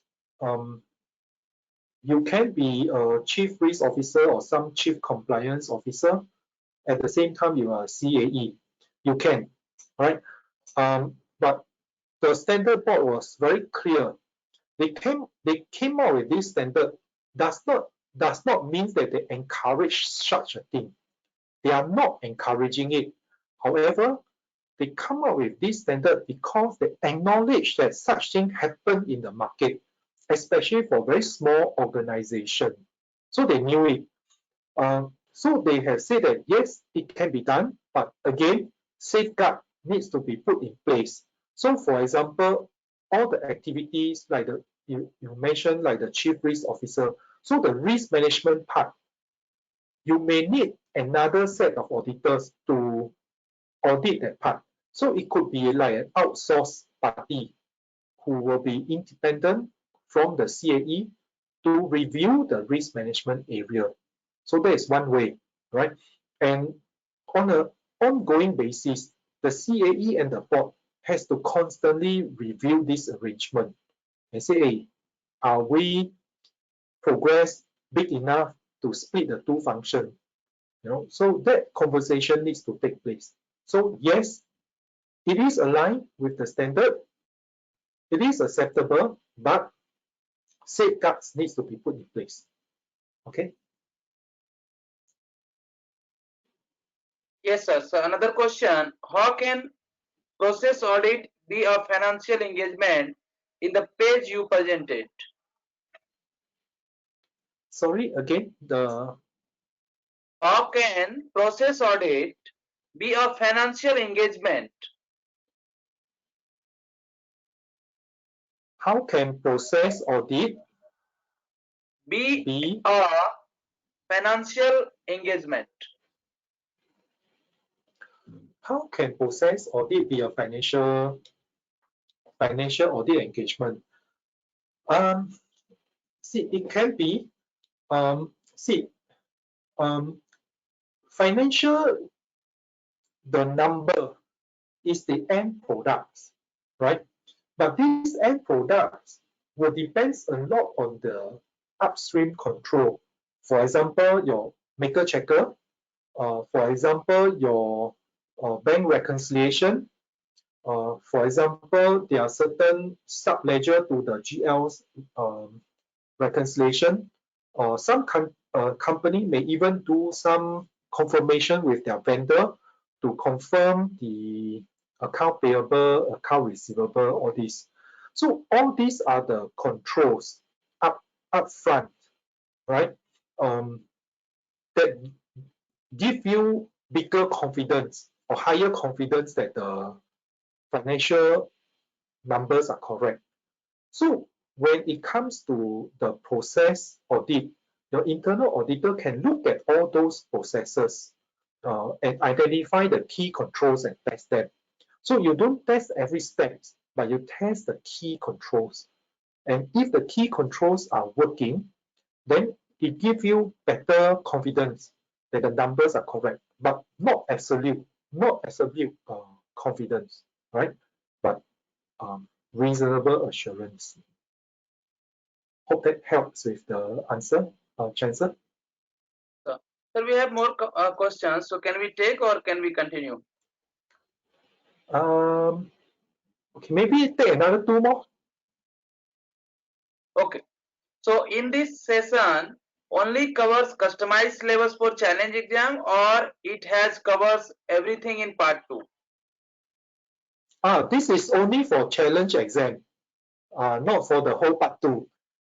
So the IIA have already customized the material and is channeled towards the challenge, right? So for example, later on in the execution, there is a part on like all the sampling methodology, right? Those we will not cover in this challenge exam, but it's in the normal part 2. Sure. So another question, considering that we are chartered accountants, is there a possibility of questions outside of CIA challenge exam syllabus? That is from topics present in CIA 3-part exam, not in CIA challenge exam.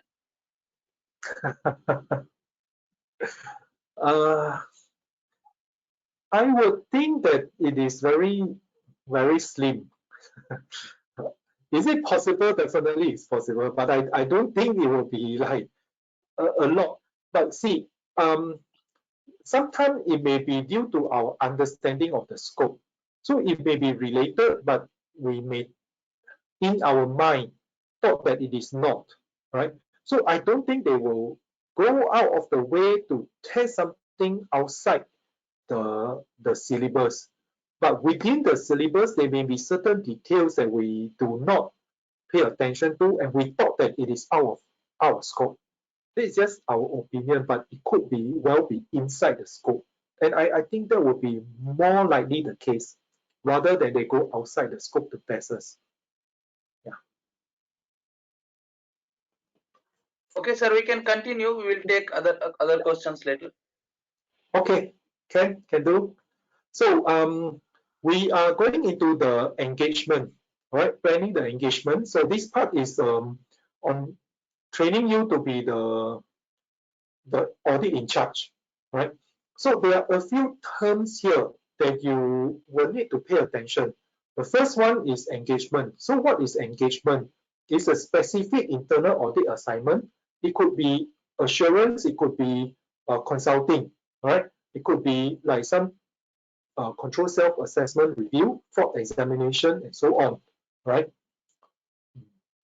So again, you need to do planning. Otherwise, imagine you have a team, and then on the first day of the work, the team will be looking up to you and say, hey, what are we supposed to do? And you say, oh, wait a minute, let me toss a coin and see. How can that be, right? So of course, you need to do planning to ensure that works are being meaningful and then deliver value add to the organization and use the resources effectively and efficiently. Okay. Another things that you need to pay attention, another term, audit engagement objective. So what is engagement objective? Is a broad statement that developed by the auditors and define the intended engagement accomplishment. So question could come out, they can give you certain things and ask, hey, is that a engagement objective, or is it just engagement? So they can slice it in different ways, right? Or they could say, okay, the following statements, which one is an engagement objective, right? So all these are the different spins that they can do. So you need to at least be familiar what is, later on we are going to discuss as well, what is objective, what is scope, what is audit program, so on and so forth. Okay. Here it comes.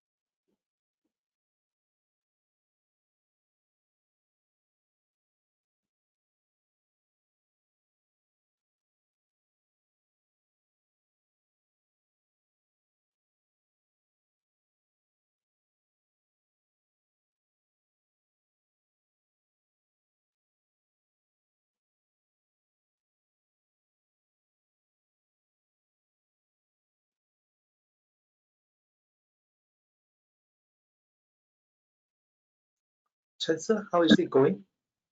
Yeah, mostly sir A, some C and D also. Okay. So the answer is A. So see, the question is phrased in such a way that it may confuse you a bit, right? If you think about it, would auditor go and hire chief compliance officer? Would auditor go and increase international market share? Would auditor go and reduce processing time? So you see that all these three are actually part of management's responsibility. They may be management's objective, but it will not be assurance engagement objective, right? But for engagement, we may validate the accuracy of the report. So the answer is A, right? So just be careful. See how the question can phrase, and then they kind of like confuse you a bit, okay? But I think most of you didn't fall into the trap, so get A. That's good. Okay.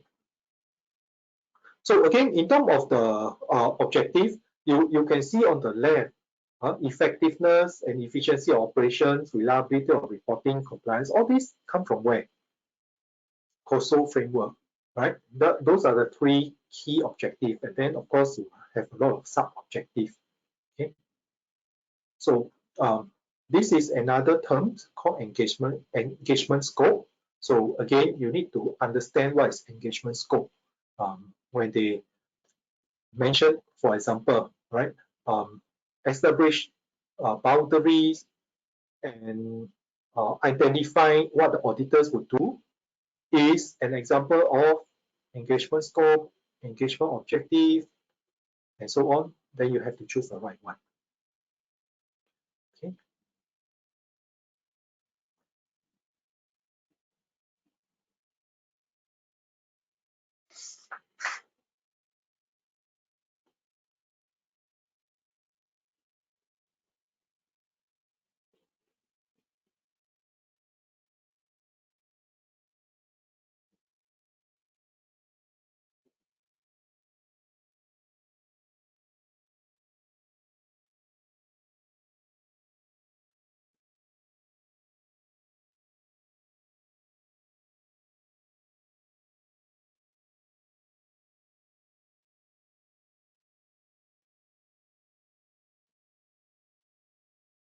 mostly, sir, B and D, and also A and C some. Okay, the answer is B. All right. Bear in mind that there is an except there. Okay, so what are the generally accepted criteria?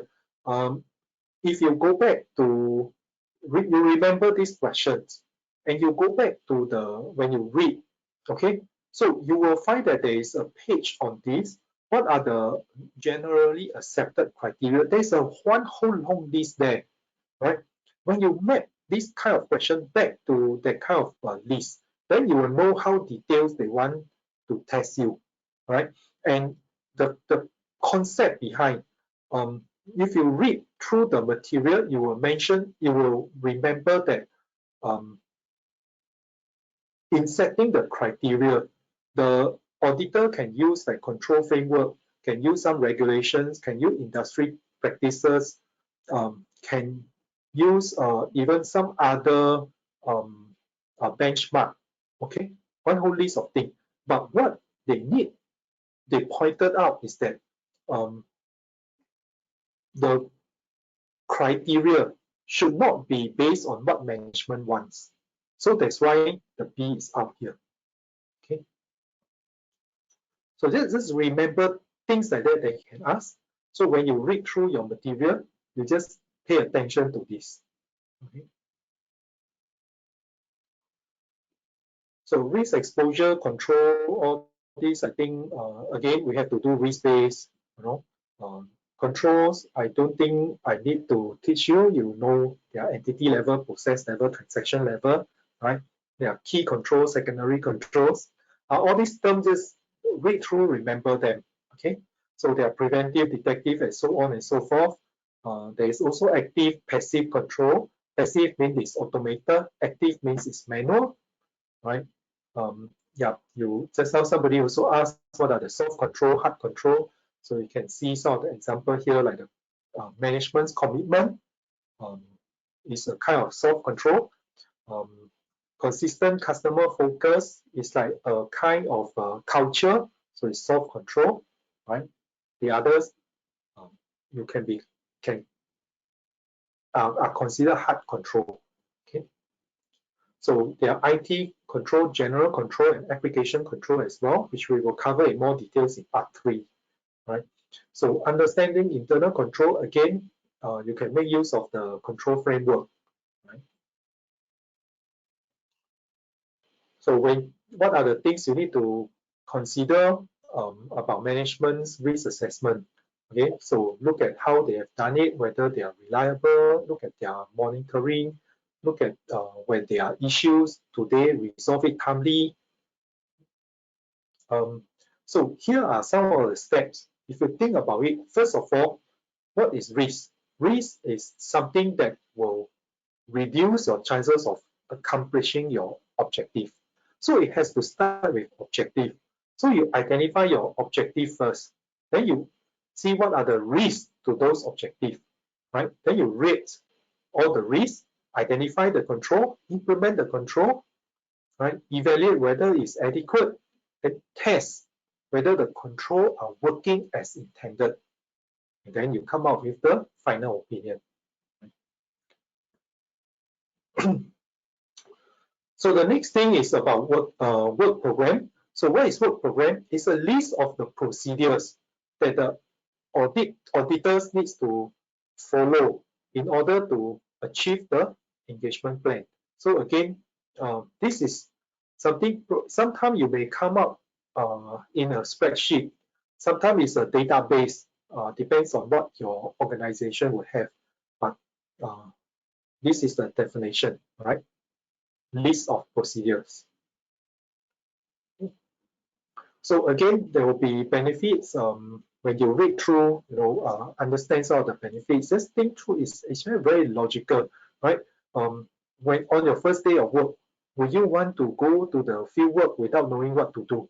So you will appreciate that, hey, you will identify the risk, will you explain the risk, and then what are the controls there, and then what you need to test, right? So it gives you clarity of work, understanding of the units.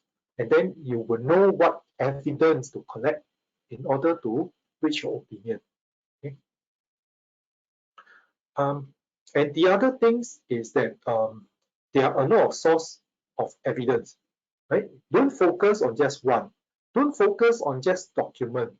You can also go to people, talk to them, look at, use your observation, do the software or whatever. Okay, don't just focus on one, right? And in terms of audit tests, you have many tools in your box.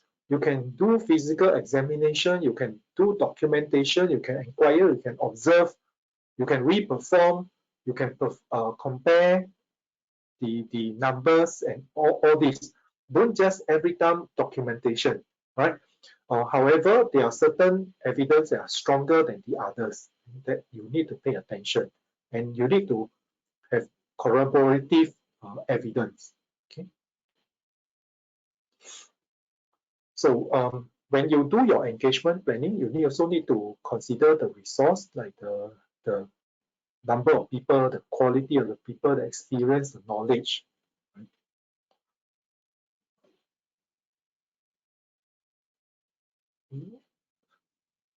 So again, you have to consider your budget as well, right? We don't live in an organization without unlimited resources. So we have to think through what we need and budget it, and then it's also a learning process. Doesn't mean that you have to keep within the budget, right? If there are reasons that go beyond the budget, at least you have to explain why. Okay. So very quickly, we have come to the end of part, the second part, which is the audit in charge. So again, I want to emphasize there are a few terms like engagement objective, engagement scope, work program, and so on and so forth. Remember all those terms. We have got some terms in terms of controls, like what is preventive control, what is detective controls. All these you need to pay attention to it. And then to do the audit, you need certain criteria.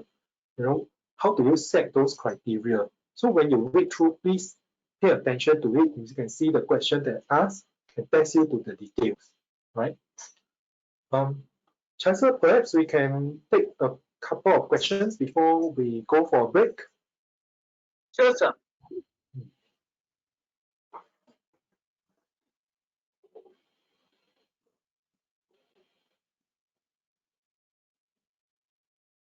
Yeah, please guide topic-wise percentage coverage of part 2 in exam out of total 43%.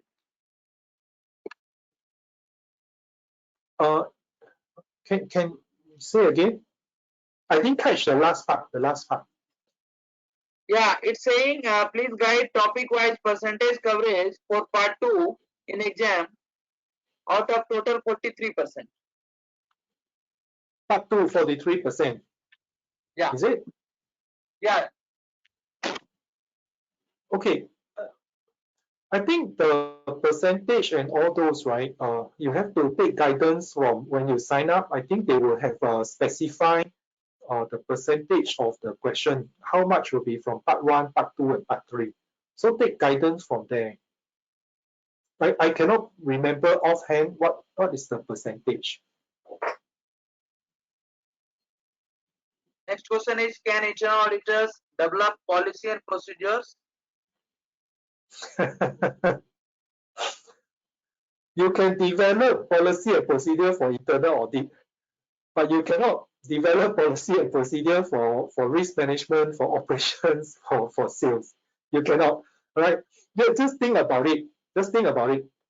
Say if you have developed a policy and procedure for operations, how are you going to audit it? Right? If people say, hey, you didn't, if you want to raise certain control issues, right? What I could say is, hey, you never put that in the policies. How can I implement something that you didn't put in the policy? So how are you going to raise that question, that issues, right? So cannot. Next question. The course material in the GLAM course, full part wise, are lot more than CI challenge exam syllabus. Should we restrict to only CIA challenge exam syllabus or need to read all parts as in GLAM? Okay. I think this is a bit of administrative arrangement, right? See, when the challenge exam came out, IIA has restricted it to certain topics, taken into consideration of your past training and your experience. So they give you like a discount. So they give you lesser topics in the challenge exam. But however, the number of questions that they have given you is probably 1,000, I think. It may not be sufficient. All right. So IIA India has taken the initiative on your behalf to negotiate with GLAM, right? But because of the short time frame, GLAM is not able to customize the question bank to the syllabus of the challenge exam. That's why they give you the whole thing, all right? So they give you more than what you need. But to be focused, right? I would suggest that you focus on the syllabus only. Be guided by the challenge exam focus, right? The syllabus. Unless you have a lot of time, you want to practice more, then yeah. Okay. So, can we take more questions, sir, or go for break? Maybe we can go for break first. We can come back and then we take a few more. Sure, sir. Sure. Okay. So it's 12:32. We can meet at 12:42, sir. Yes. Okay. Yeah. Okay.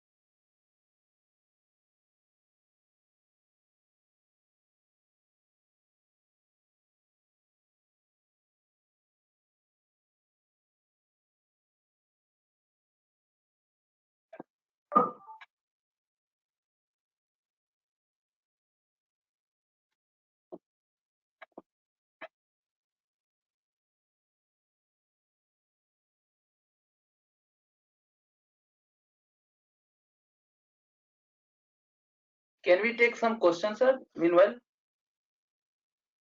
Yes, please. In slide 127, risk framework said step 1, take business objectives. Then evaluate the risk.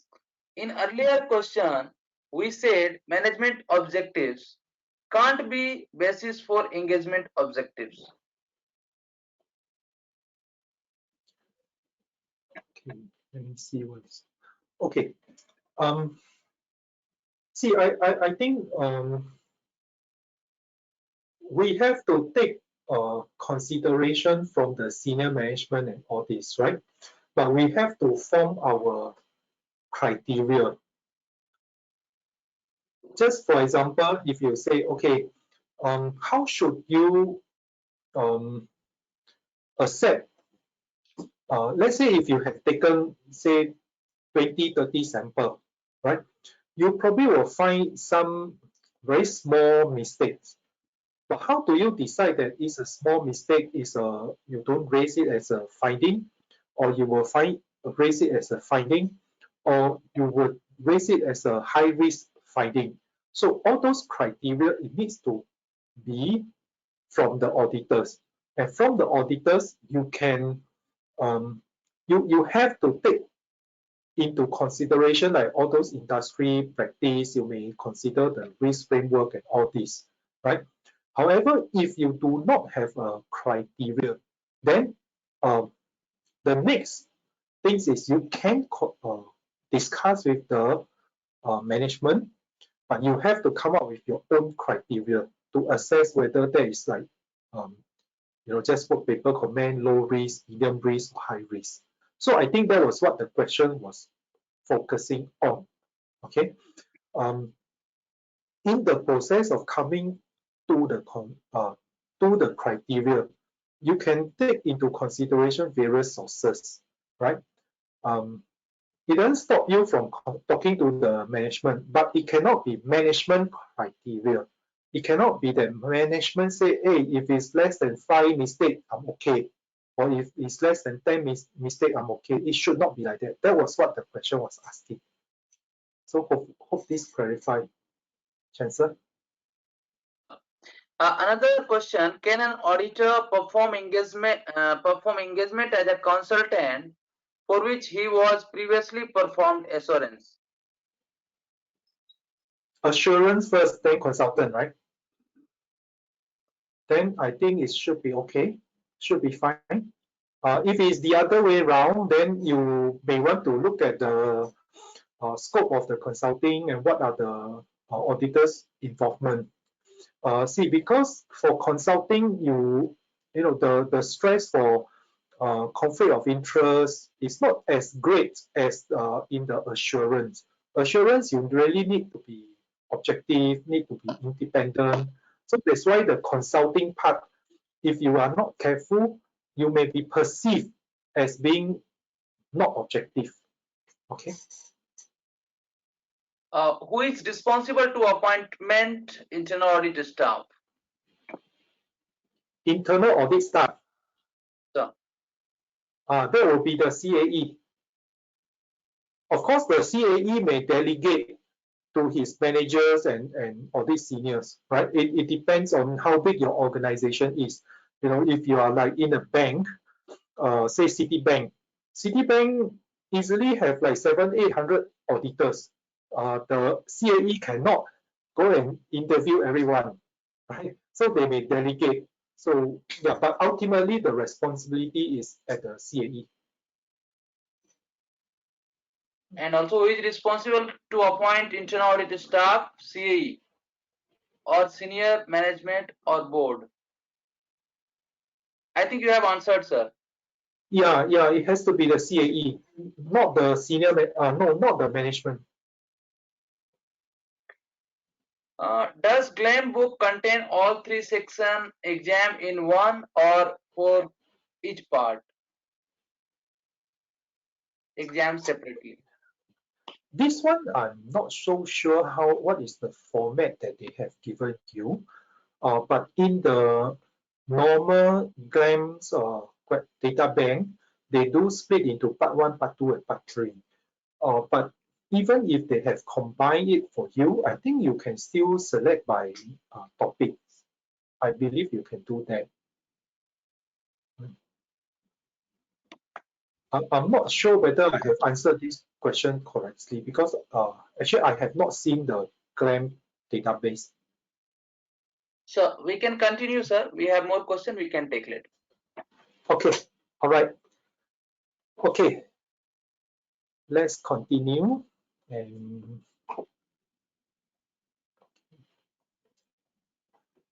all right, so this is the third part of the part 2, all right? So performing the engagement. So this is where you start to do your fieldwork, right? Before you do your fieldwork, all right, you will still have to gather some preliminary understanding of the audit engagement. Okay. So what is preliminary survey? So the main purpose of it is to get an understanding of the people, the process, and the system involved. Understand that, get some fact finding, all right, so that you can assess the areas better and do a more thorough risk assessment before you go in and test on all the key controls, right? So how do you do the fact finding? It could be maybe some workshop, maybe some survey, maybe some interview, so there are different ways that you do, okay? But there is also an important thing is to read your prior work papers.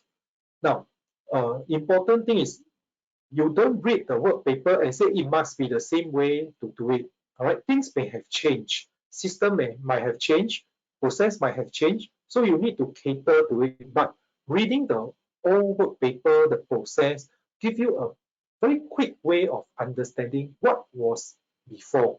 And you do not want to go to a client and ask the question, then your client say, hey, I've already told your colleague, right? So those are the things that you know, if you have read through and they say, hey, I've already told your colleague last year, you say, yeah, what you have told my colleague was this, but I want to understand, would there be any change? Would there be some improvement? You know, you have some more confidence of talking to the client, okay?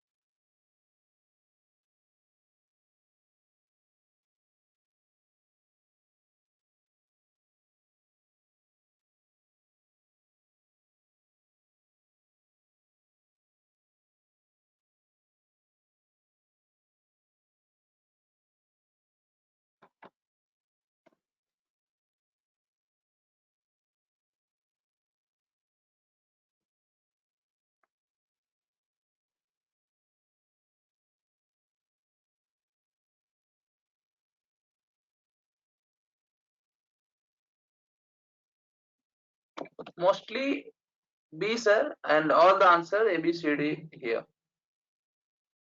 Oh, okay, okay. Yeah, B is the correct answer. See, this question is very long, right? So what actually is asking about is actually there is a conflict between the two party, right? The two manager, and remember this is a co-source payroll function. So there is an external, there is an internal, but who has the right to say, right? So if you get like all these third party audit report, performance report, would it clarify this? You know, even if there's a correspondence file, how would that determine whose responsibility? So what you need is actually the statement of authority and responsibility, right? So this question, in a way, they are asking very simple thing, right? But they purposely put it so long. You know, just imagine when you are in the exam hall you are hard pressed for time and you read this, right? So that's why you need to stay calm on things and then very quickly digest and size up what they are asking for, you know. And then if you want, you just back test it. Conflict between the two, okay? Will correspondence file help it? Will statement of authority help it? Will performance report help it? Will third party audit report help it? You know, then you pick the right one. Okay.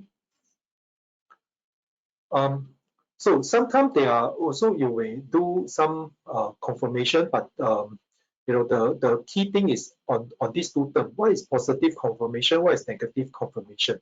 The positive confirmation means you send out, the person must come back to confirm it is, right? Negative means you send it and say, hey, if I don't hear from you, I'm okay, right? So it could be wrong, something that is wrong, but the person didn't come back to you, and then you take it as correct. So it may not be that good, but it's cheaper, right? Okay, so we say that reading the old file, but doesn't mean that you have to do it the same way. You may need to change and adapt. Okay, so preliminary survey can be done via interviews, right? Okay, so for interviews, as we said, if you don't turn up just to interview, you need to plan and see how you do the opening, and then you conduct, and then after you close it, you still have to go back and document and evaluate whether you achieve your objective, right? So how do you open? First, of course, you have to start on time, build the rapport, you know, talk to people, make people feel comfortable so that people can tell you things, right? So when you conduct the interview, see, before that, you need to do some homework so that you have confidence to talk to people, right? Even if you don't like the person, don't be sarcastic, right? Be professional, always behave well. You don't want people to kind of like complain about you and then distract the whole management's effort, you know, to manage a relationship rather than to do the audit. Okay, you don't want that. Okay, just be professional, and be mindful of the last part here. Take notes appropriately. You know, in the modern time, you always bring a laptop and then you start to type. Just be mindful how the clients would feel. You know, when you are talking, you know, imagine if I'm interviewing you and someone by the side, my colleague is typing, how do you feel that? Right? So just be mindful of all this kind of personal kind of disturbance or distraction. Okay. Okay, when you close the interview, also remember respect people's time. If you need more time, you know, ask for permission, you know, and then as a good practice, you always wrap up to confirm the understanding, especially if there is some potential issue. You do not need to state that it will be an issue, but you want to say, okay, this is something that I may be concerned. I would need to take it back. I would need to discuss with my managers. I may need certain information to confirm. You know? So at least you give people some heads up. It's always good to manage people's expectation. Don't always, you have a lot of issues, but go away, people think that it's good, and then suddenly you issue a finding. It's always not good. Okay. So even after the interview, take the notes and then see whether you have met the objective, whether you have get all what you want. Okay. So some of the hallmark for active listening, during interview we have to listen, right? So don't show that kind of expression as if you are looking around, not paying attention. So all this, be careful. You may be looking around listening, but people may take a cue that you are paying attention to something else. All right.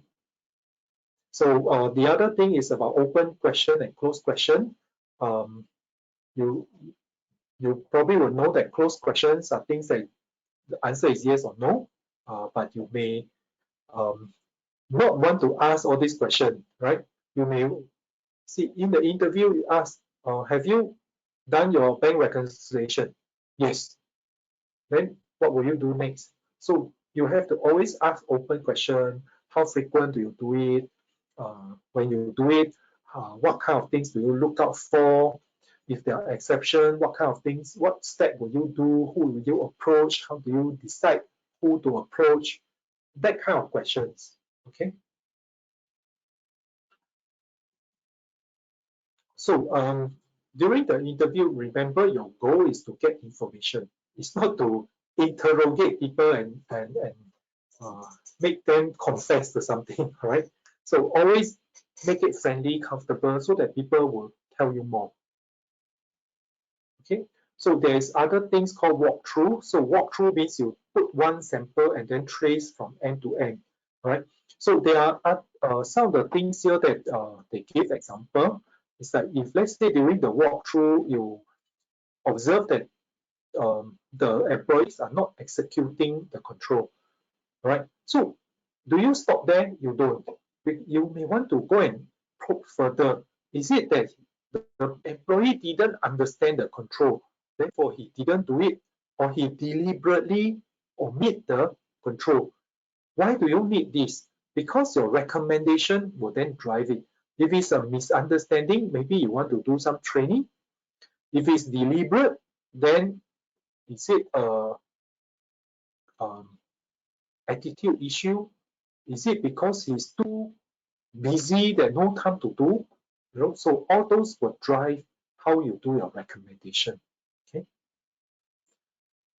Now we say that you have many tools in the box, so you can also use observation to gather data. Is it acceptable? It is. Is it good? Maybe not. All right. There are always some limitation to the different ways of doing things. Like for example, observation. The person may during you observe them, they may do it, but you walk away, they do other things, right? So an observation may include your own opinion, right? So you may want to find something to corroborate all this evidence, but doesn't mean that observation is not a way. It is, but you need some other things to supplement it. Okay. So what are some of the drawbacks that we say, right? When it's observed, the person may change their behavior. They will do it. When you walk away, they will not, right? So if you observe, oh, the person is doing it, then and you conclude that they are doing, then it may lead you to a wrong conclusion. The other way you can do is use checklists. So you can use checklists to gather information. So you have certain things and then you send it out. The clients will take and come back to you, right? Why would you want to do that, right? Remember, this is preliminary understanding, right? It doesn't mean that you do this and that's it, right? After you have done it, later on, you will still have to focus on certain areas and then collect the data or evidence to supplement this.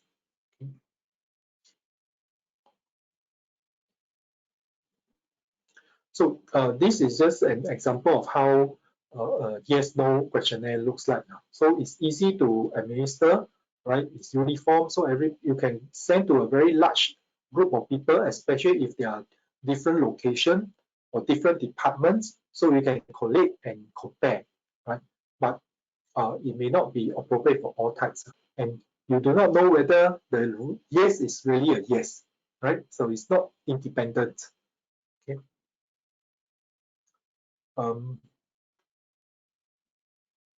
Okay, so the other way is a questionnaire. So you can let people answer certain questionnaire. It's very efficient to administer. It's work like a checklist, but of course there are certain limitations. Okay.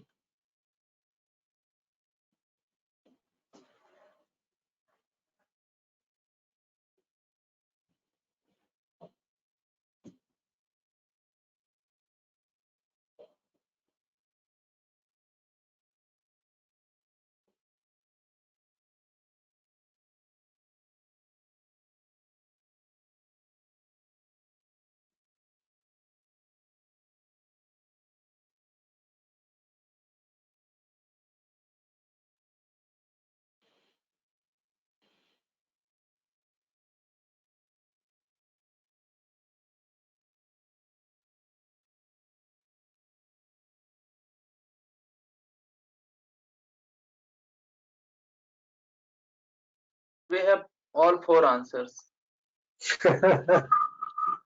Okay, so the answer here is C. All right. See, it's about of course all 4 can be done. Right, you can do walkthrough, but it will be very time consuming. Very your resource will have to, because here is that there are multiple business you need, so you have to go to every place, right? Checklist, questionnaire, all these are also okay. But why internal control questionnaire? Because you are focusing on internal control. Now, the checklist is more of like a full list of things, right? But questionnaire give you a bit more color as to like how they do, what kind of controls they execute. So C would be a better answer than the checklist and the yes/no questionnaire. Okay. Now, so from where you have here, in terms of the evidence questionnaire or this to this embedded audit module, if you go to the normal part 2, in between here, you will see a lot of topics, including like the sampling. The sampling would include different type, whether statistic, non-statistic, a lot of topics there, but it's all scoped out for this challenge exam. So I want to congratulate you for that. So that's now also a question, would it be the same? It's not the same. Okay, so this is one of the examples. That part, a lot of people find it quite challenging in terms of statistic sampling. Okay, but it's good that they have scope out. So now we go straight into the embedded audit module. What is embedded audit module?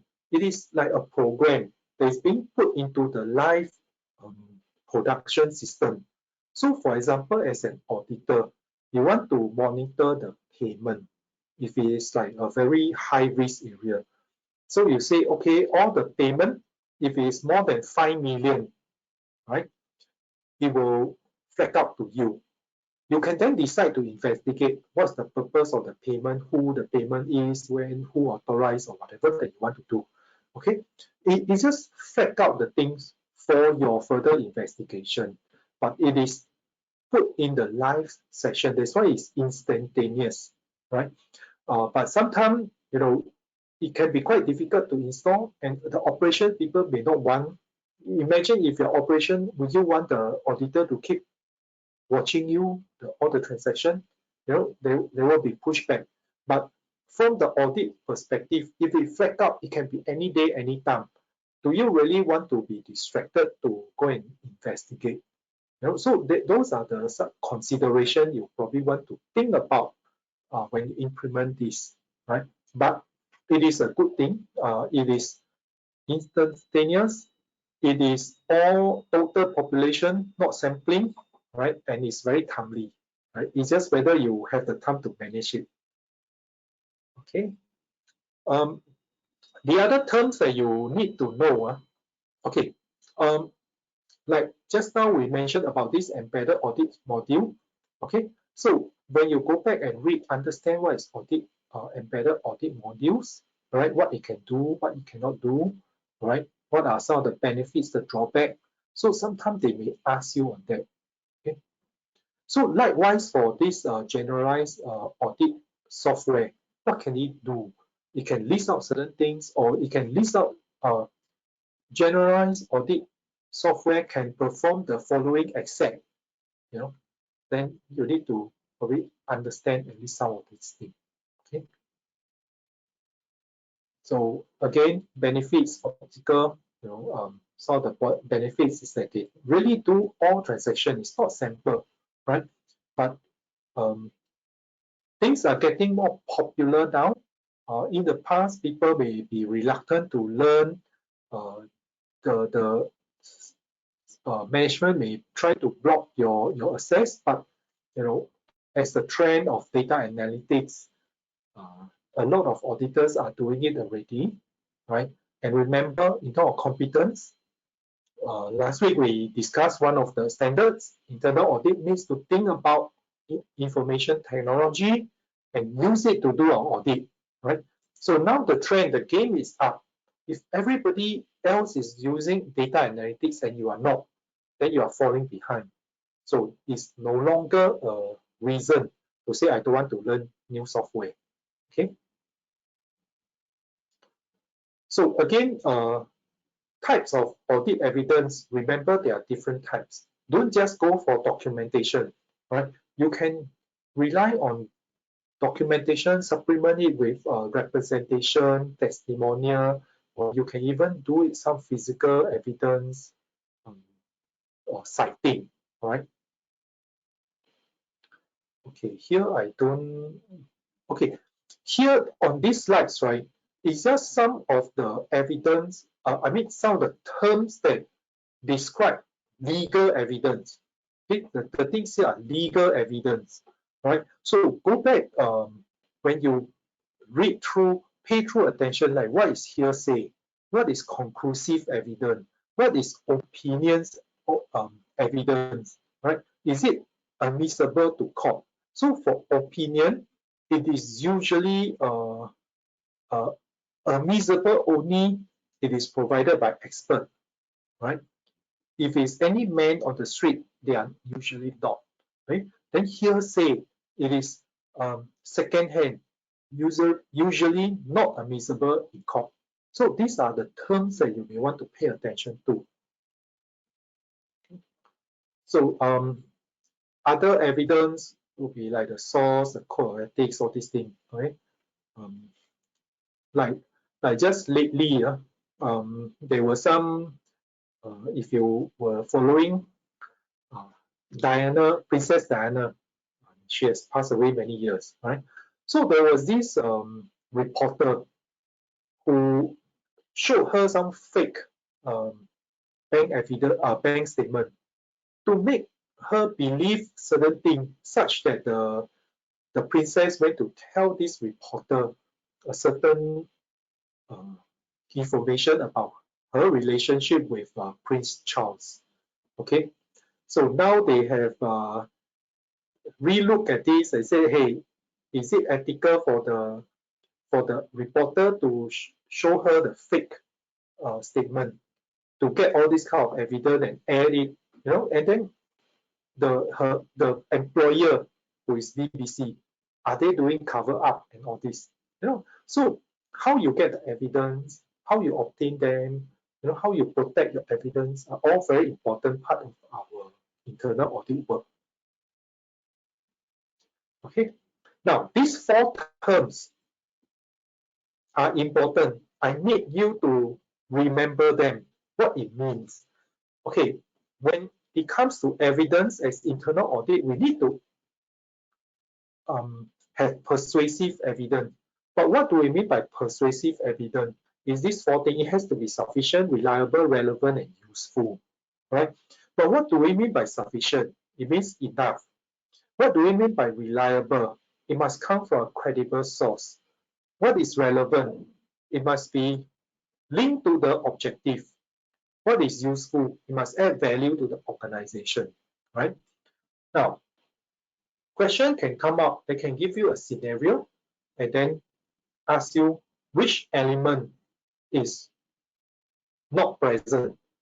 For example, if I say that the auditors have reviewed one sample of bank reconciliation, you know, and conclude that the bank statements are reconciled to the GL. So which element is missing? So one sample, you probably say, hey, sufficient is not there, right?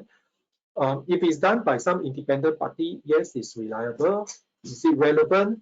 Yes. Okay. But if I say that, hey, I have reviewed, say, 20 sample of invoice issued by the clerk to conclude that the billing is done timely. Okay, so if I have reviewed 20 samples, is it sufficient? But I have reviewed the invoice issued by the clerk. Is it reliable? Right? Then you have to think, is it relevant? Is it useful? So they can give you various scenarios and identify which one is missing. So you need to understand the meanings of all these 4 terms in order to answer them correctly. Okay. So again, there are different ways to gather evidence. Can be inquiry, observation. Again, stress. In your work, don't just rely on one thing.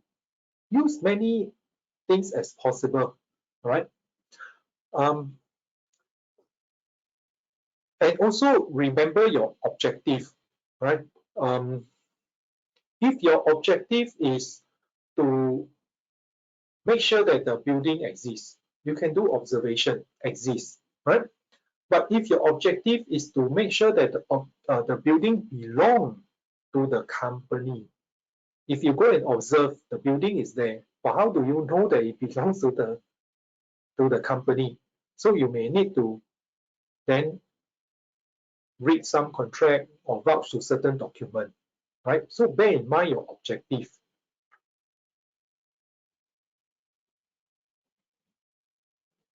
Okay, there are certain mapping techniques that you use for your survey.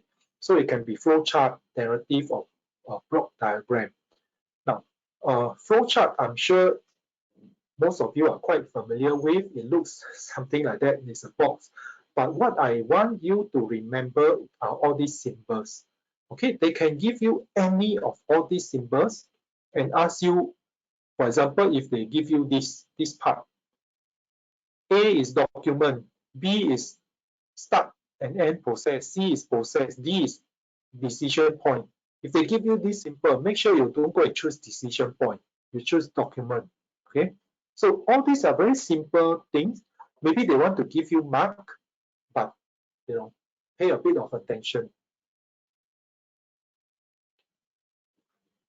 Okay, so flow chart.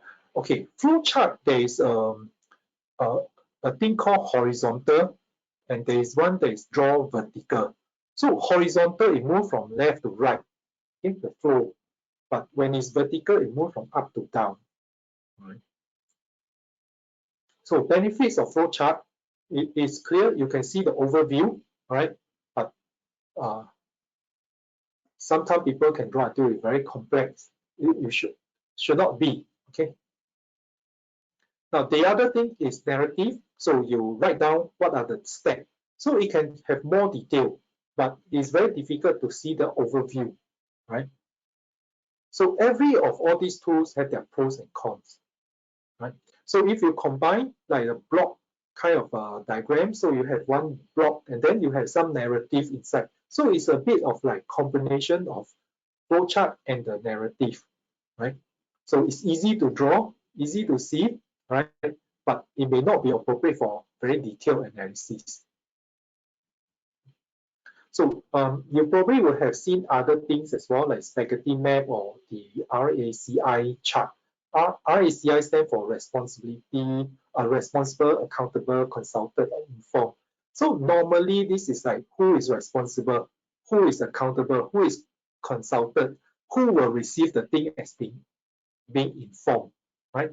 So this one is to make sure like the flow of the process, who will be responsible or accountable. So that is to find out the person responsible, accountable, and the roles and responsibility. Okay, so that is the good part of it.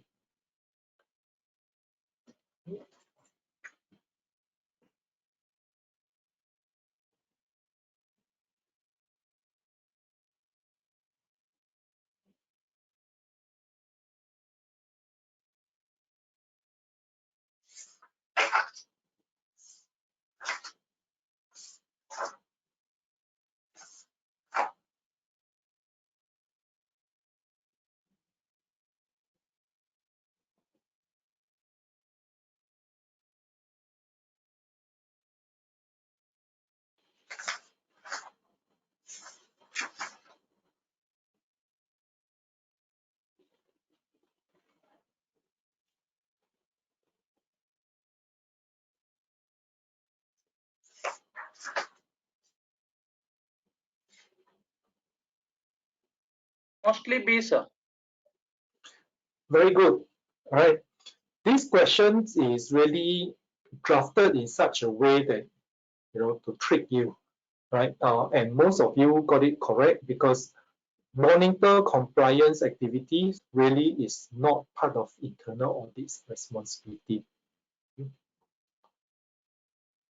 So our work really is to provide assurance, right?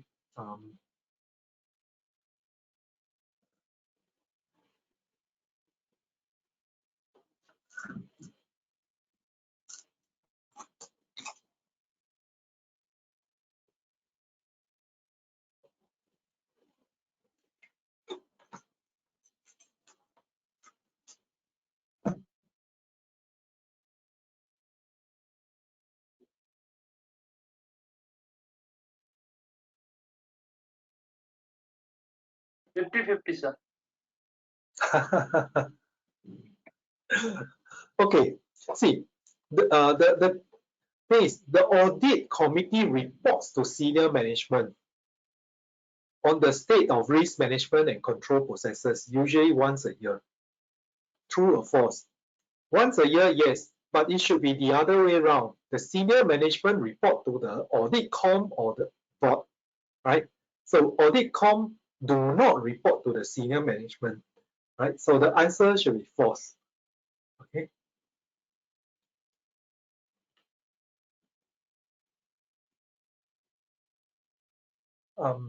Okay, so on the providing of control assurance, so of course you have to again develop adequate criteria. I think just now some of you have asked. I think that was good discussion.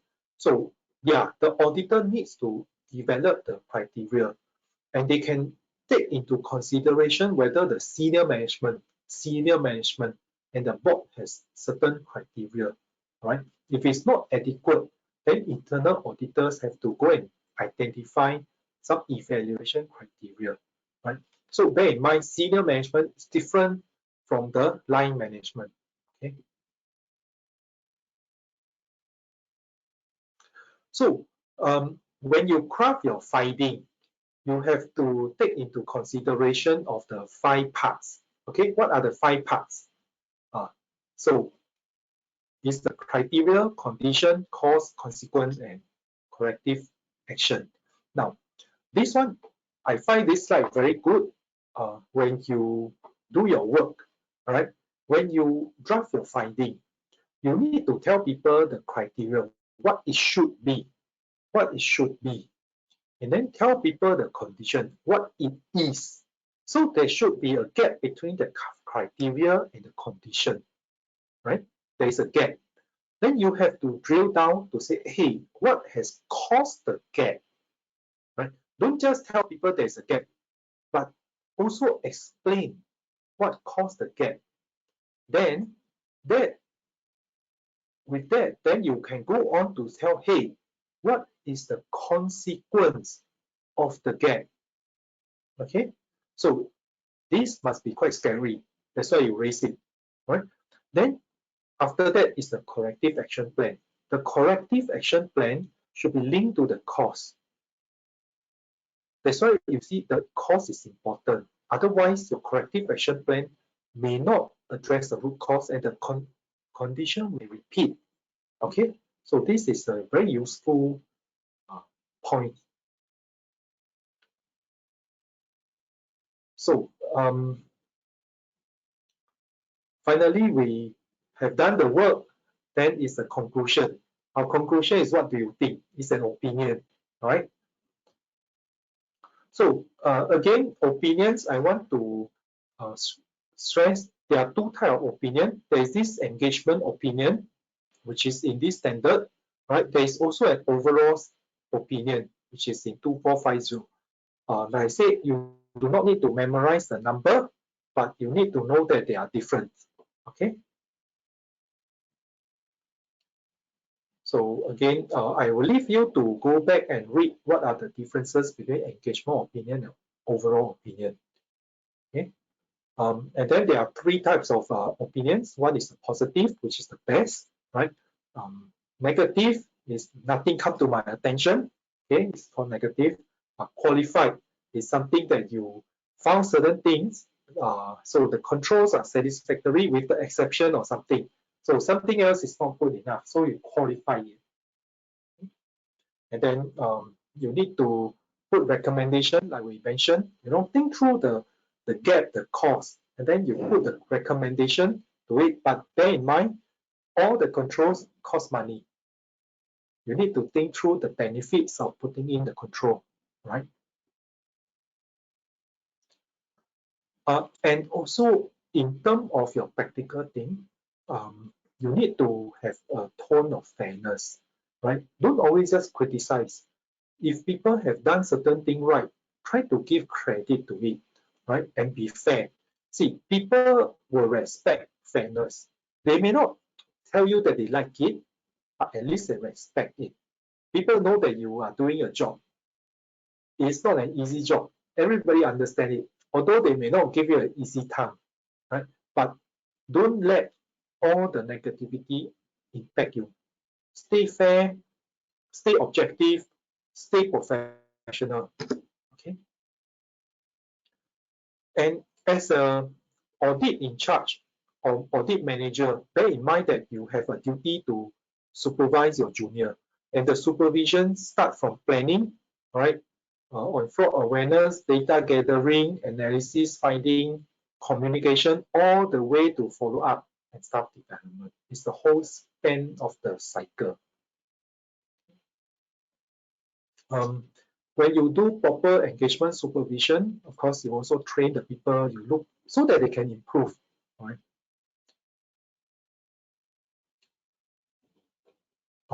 So when you do your planning, also consider like some of the logistic, right?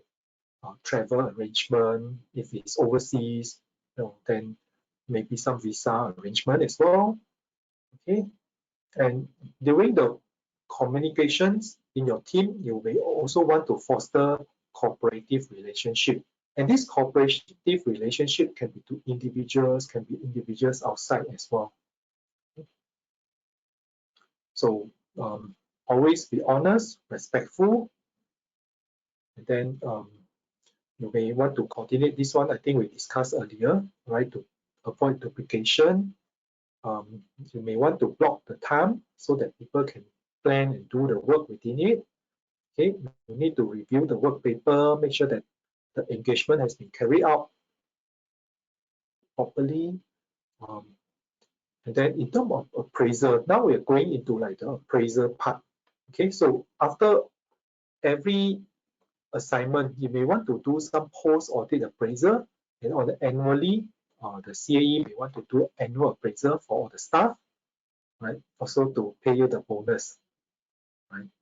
So performance can be an individual, team, and entire internal audit activity, right? What are some of the strong and weaknesses of the post? So some strong one, it means good. If it's done immediately, it's timely, based on the very fresh impression. But if it's weak, you take it a long time, you already forgot. And then suddenly somebody tell you some of the things that you have done 9 months ago and I don't like it. Just imagine that you don't like it. So how would others like it, right? So do a good one for your team members. Okay. What should be discussed? So discuss in terms of quality of work, quality of work, the people skill, the technical skill, whether they understand the business. Okay. Face-to-face meeting, of course, is good, but now with the COVID, it's difficult. So now we have come to the third part. So we are left with the last part, which is about communication and the follow-up. Okay, so perhaps we can take a 10 minutes break. 10 minutes break, then after that we can take a bit of questions and then we can move forward. Chancellor, is it okay?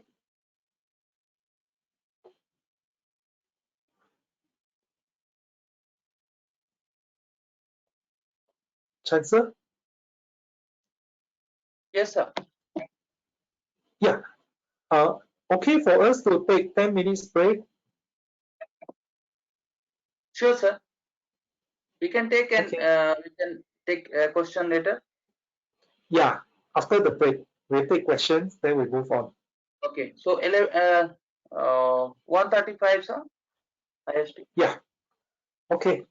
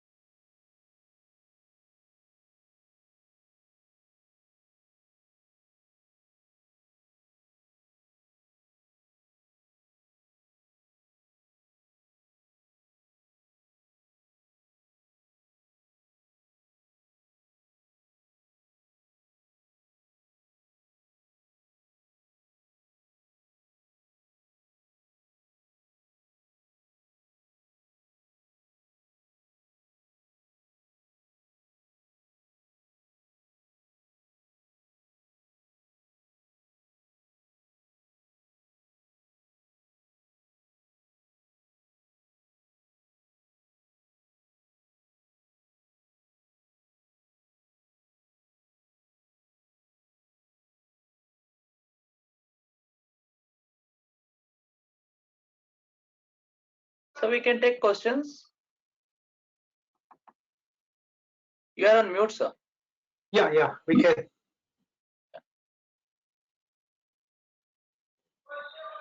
So first question is in one of the questionnaire was chosen over walkthrough, where you suggested both as correct. So how can we choose between two correct options in real-time exam? Oh, yeah. Okay. See, a lot of questions are like that. You may include more correct answers, okay, 2 or even more, but you will have to choose the most inclusive or the best answer. All right. So for just now that case, if you were to do walkthrough, you will have to do a lot of walkthrough. The resource, the time that you need will be massive. That's why the internal control questionnaire will be a better answer than the walkthrough. Okay. Yeah, that is the difficult part about CIA. You will see that a number of questions would include 2 or more correct answer, but you have to choose the best. So that's why Give it's not an easy pass. Thank you, sir. So next is give example of criteria and condition. Okay. Criteria. Okay. If your criteria, let's say, if you review the bank reconciliation, all right. If there are breaks, you have to resolve them within 60 days. All right. So you will expect that most of the reconciliation breaks are resolved within 60 days. So if the condition is when you review it, you find that say 20% of the breaks will not resolve until 90 days or even 120 days. So that will be the condition. The criteria is you resolve them within 60 days. The condition is it is not resolved until 90 or 120 days. So there's a gap. So then you have to drill down to see what caused the gap. Is it because the staff were too busy? They cannot handle the volume? Is it the staff do not know about the 60 days criteria and therefore they take it easy? Or is it that there are so many upstreams problems that they need a long time to investigate? So you have to drill down to see what are the root cause, then you can give good recommendation. Okay. You take one or more question. One question, can there be a question asked in the exam where we need to choose multiple options? You need to choose multiple options. Those would happen if they put all of the above, or it's like 1 or 2. Definitely, you will only choose either A, B, C, or D. So you will never need to choose A and D. All right. So don't worry, it's a multiple choice. There will be one correct answer. But one correct answer could, they already say that it include a few parts. Okay. So an example is there is a part 1, part 2, part 3, part 4. A is part 1 only. B is 1 and 2. C can be 2 and 3. Then you can choose and see which one is the correct one. Sir, we can take one question, then you can continue, sir. Okay. Sir, is it okay to study from the GLAM material by filtering using the syllabus provided for challenge exam? I think yes, you can. See, I think it is really a personal preference and your study style. The CIA learning system, the reading materials are much more detailed. But there are people who do not like it because they find that it's very dry. GLAM is not as detailed, but people find it, hey, maybe it's more lively. But there are also people who find that, hey, it's not detailed enough. I don't have enough knowledge, and I prefer CIA. So it depends on your study style and your preference. You can choose either one, and I think both are good. Both are good. Okay. Okay, sir, we can continue. We will take more question later. Okay. All right. So we move on to the last part, and I think I don't really want to spend a lot of time here because it's about your communication, right? Communication include with the team, with the engagement clients. You have to build rapport both, right? There's this thing called preliminary communication with the engagement client. So these are some technical terms, just like the engagement objective, engagement scope, all these terms you need to pay attention to it and what they are for. Preliminary communications are things when you have very urgent things, you want to quickly escalate, in between the review. So that is where you use this preliminary communication to talk to the clients. Okay. So the communication also include your initial clients meeting, your opening meeting. So that is where you set the stage. Also tell people the expectation, your audit process. If there are findings, how quick must they turn around, all that kind of things.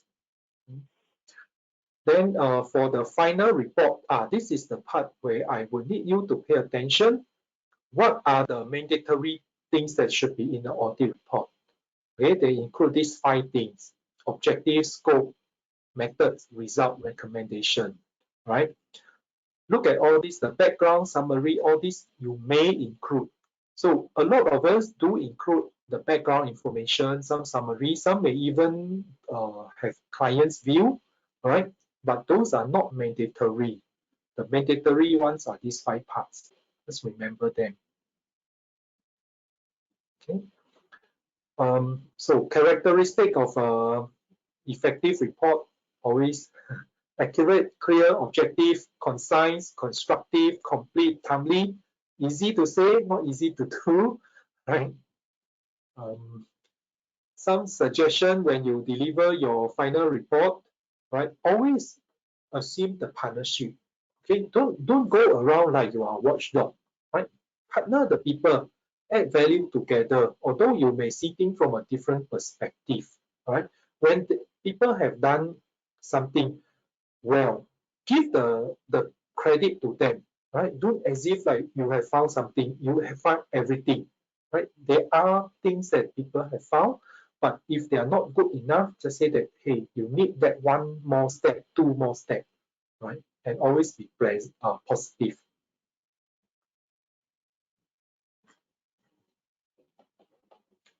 Okay, so again, there's this interim reporting. So again, it's something that you may want to escalate quickly. So you come with that. Okay, so some of the do's and don'ts when you communicate, right?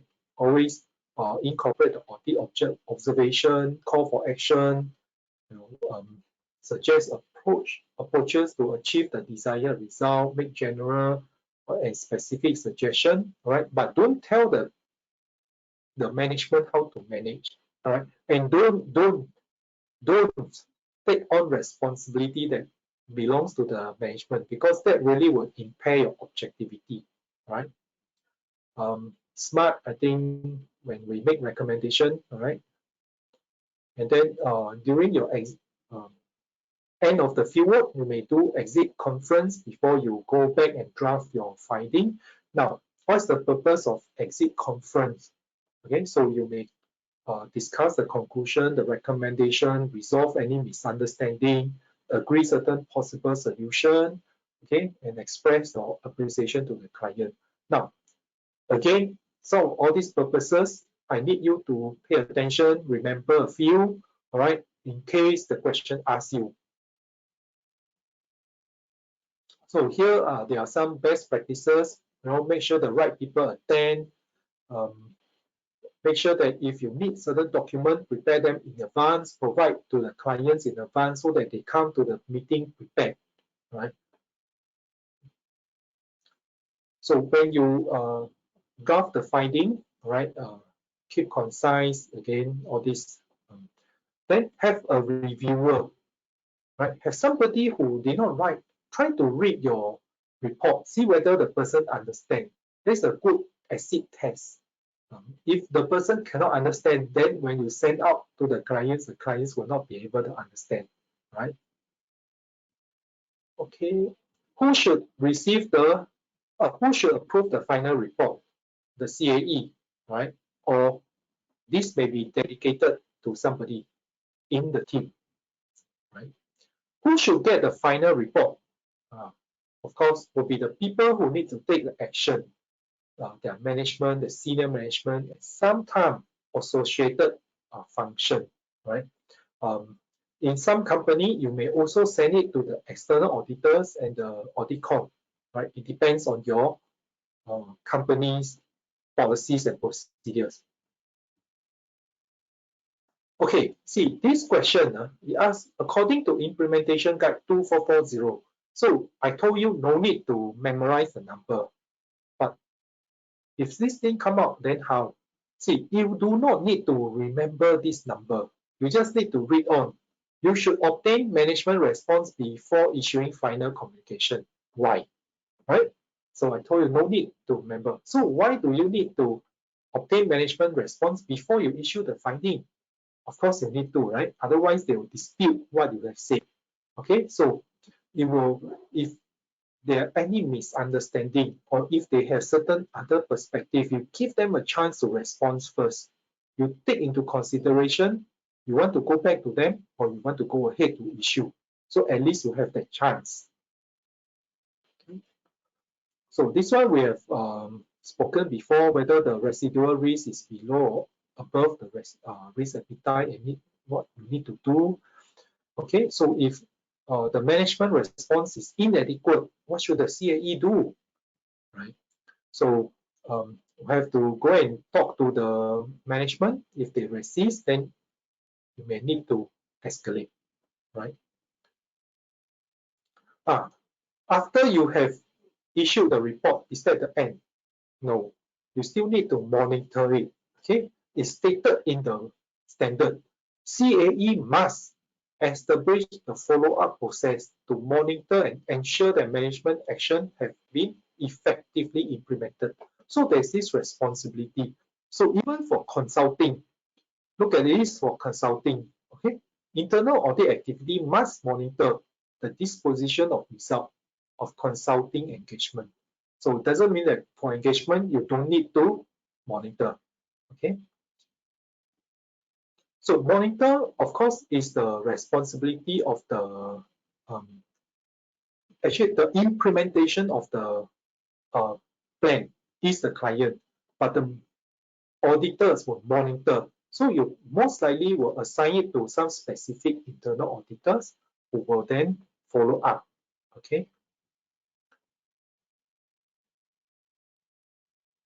So tracking and developing, I think this time round, I think most people would have done it using some automated program where before the deadline, it will be there will be some reminder. However, I also understand that there are some audit teams, they are still monitoring it on spreadsheet.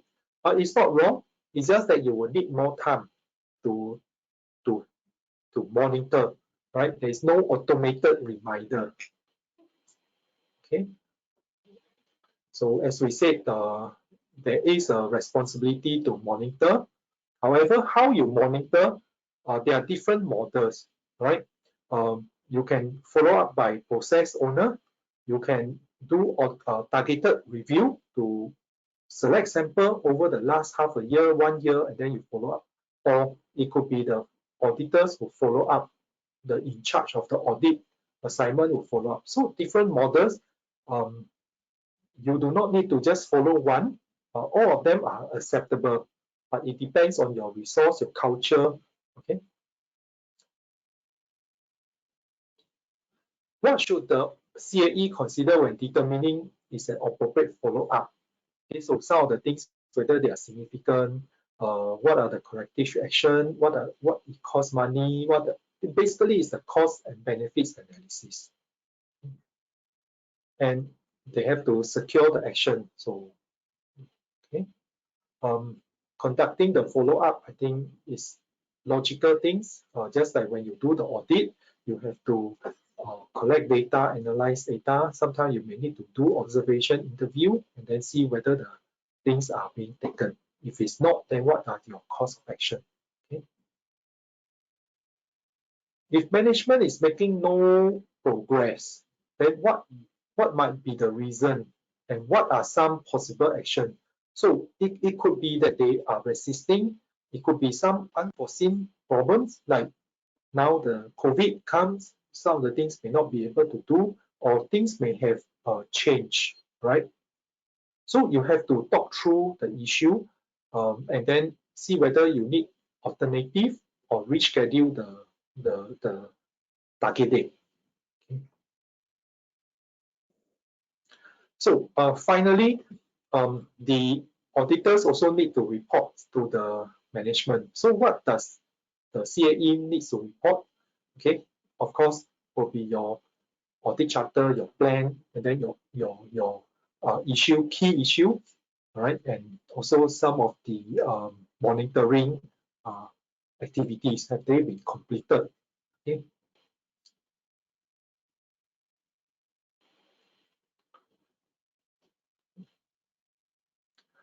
So of course, we mentioned, right, after you monitor, you have to report the result, whether people have taken the action. Okay. So a very quick one.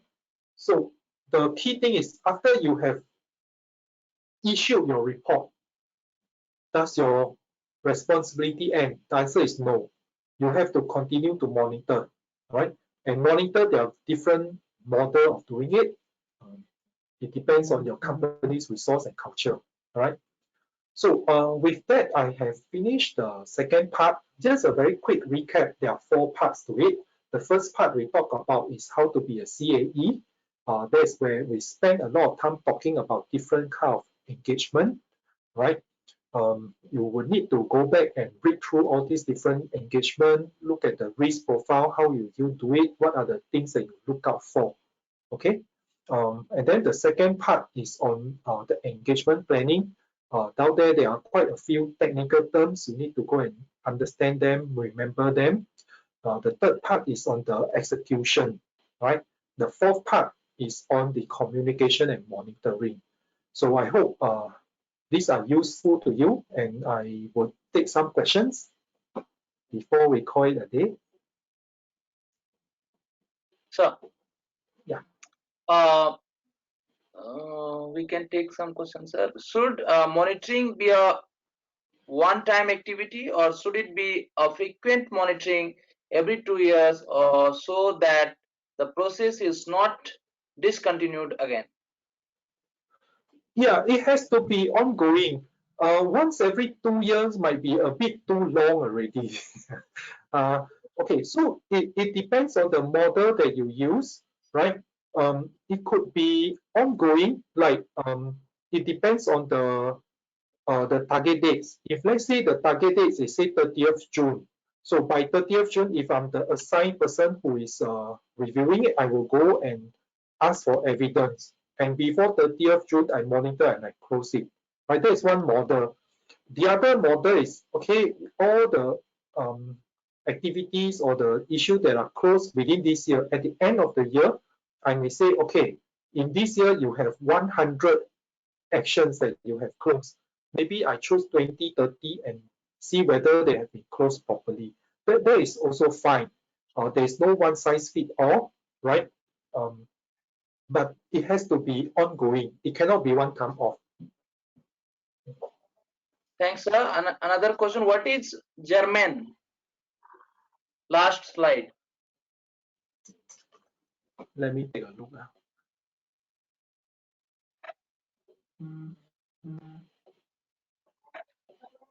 186. Slide number 186. Oh, it's about the evidence, is it? I think it's about the evidence. If I'm not wrong, 186. 166, sorry, sir. Yeah. So it means useful and add value to the organization. Okay. So next, management response is not mandatory element of audit report as per standards. Oh, you are referring to just now this one.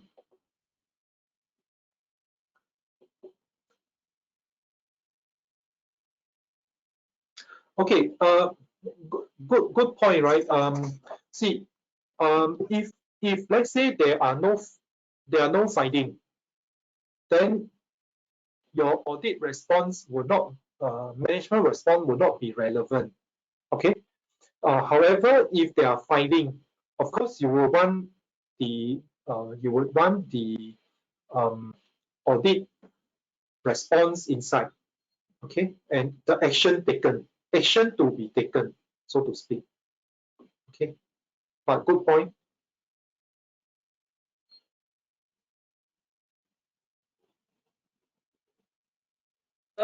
This is the another question related to the options. In case multiple correct answers, if we select wrong and right answer, how are the mark allocated?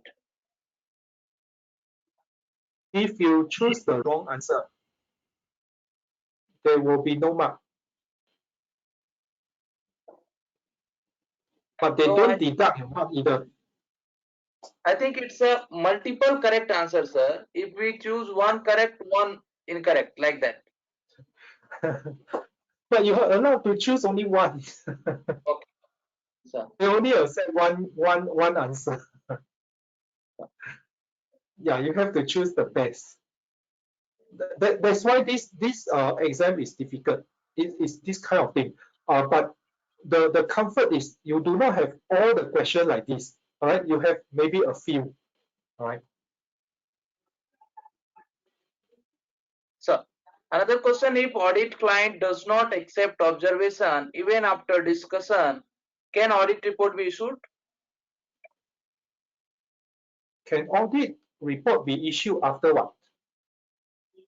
If they the management is do not sorry, if audit client does not accept observation even after discussion, can audit report be issued?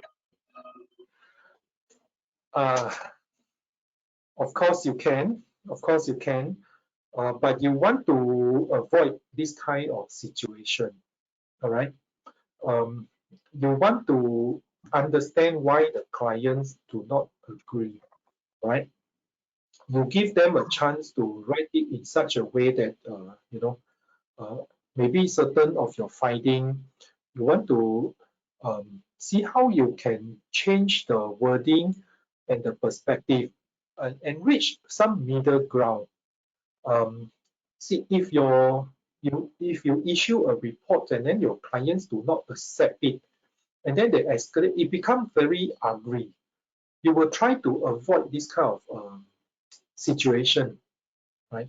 Although it is not wrong to say if you issue it, and I have seen such thing before, but it doesn't look good on both sides. Nancy, can I add something to that, please? Oh, sure. Okay, we have come across such instances where the management becomes very adamant about a particular position, whereas the auditor is recommending something which is totally different. In a situation like this, I think what the standards also advocate is that in that rare situation, it should not happen very often, but in that rare situation, you put in both your own perspective as well as the management's perspective, so that you are giving a complete picture and management at no time feels that you are trying to obscure their point of view. Yeah. So that is another possible alternative. Thank you. Yeah. Thank And you, we sir. should try to avoid it. Can we take more question or we close, sir? Can we can take? Okay. I think it's a long question. I'm just reading out. Entire risk management activities, that is risk identification to risk management, is done by internal audit team. Is this considered as conflict of interest? Okay, can repeat the first part. Yeah. Entire risk management activity, that is risk identification to risk management, is done by internal audit team. Is this considered as conflict of interest? Strictly, yes, strictly. All right, but I also understand that in certain company, when the risk management is not so mature, all right, the management needs a lot of hand holding. So it is important to first of all, right, state upfront who is the owners and who is responsible. Then as internal audit, you can perform like what you call the consulting services, but this consulting is a lot of coaching, right? So you can give a lot of suggestion, a lot of hand holding, but the clients needs to um, own it, right? But if that is not possible and you have to do it, then I would say, yeah, it will become very difficult for you to audit it.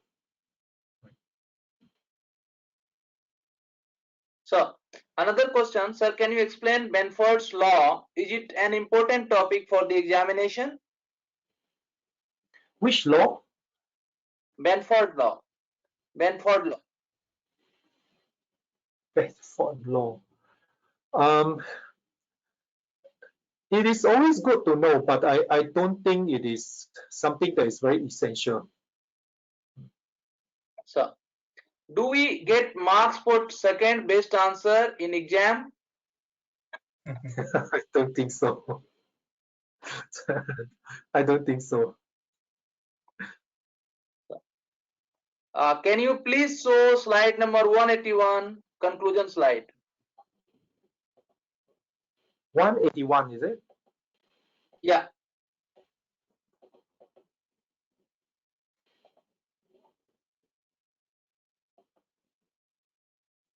Yep.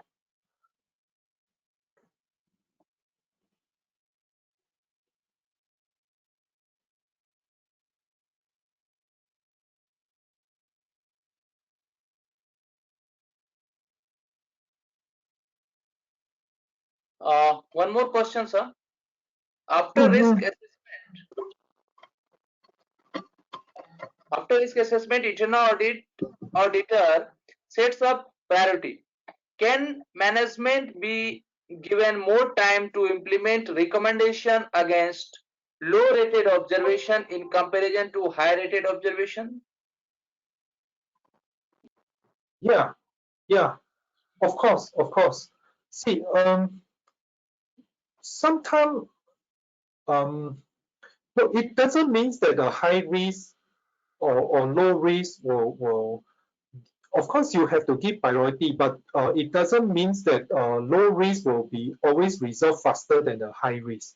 Okay, so I can give you an example. If a low risk issue involve a system change, it may take long time as it will depends on the resources of the IT department. And then after that, people have to test it. All right.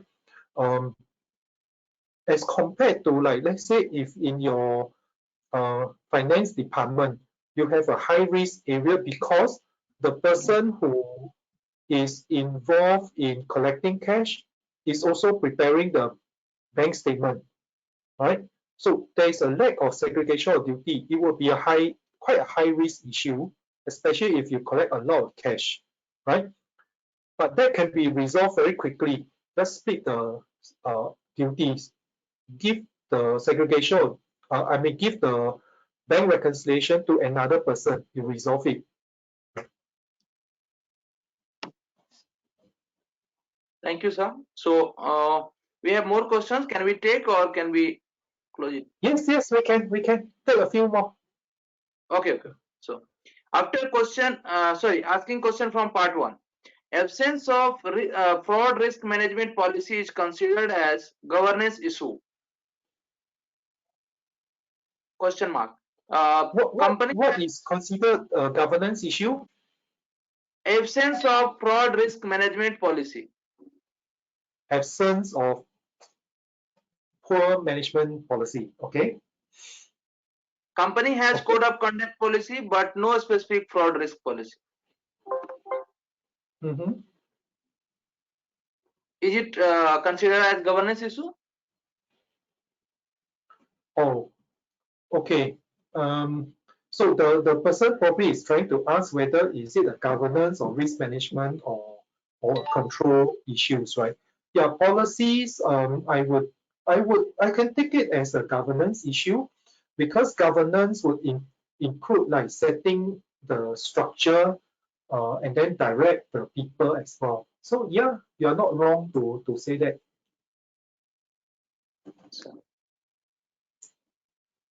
Can answer be changed in exam before submitting? Yeah, you can. Yes. Okay. So one is asking, can we get this video? We will provide the view link to the participant. So can we have practice questions discussed in the presentation? So we can't share this because of the copyright issue. And another question, can you show slide on type of controls, preventive, detective?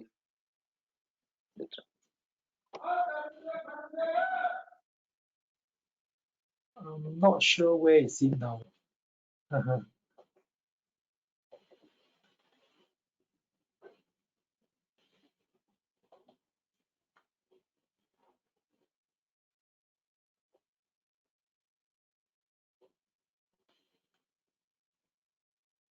All this should be in your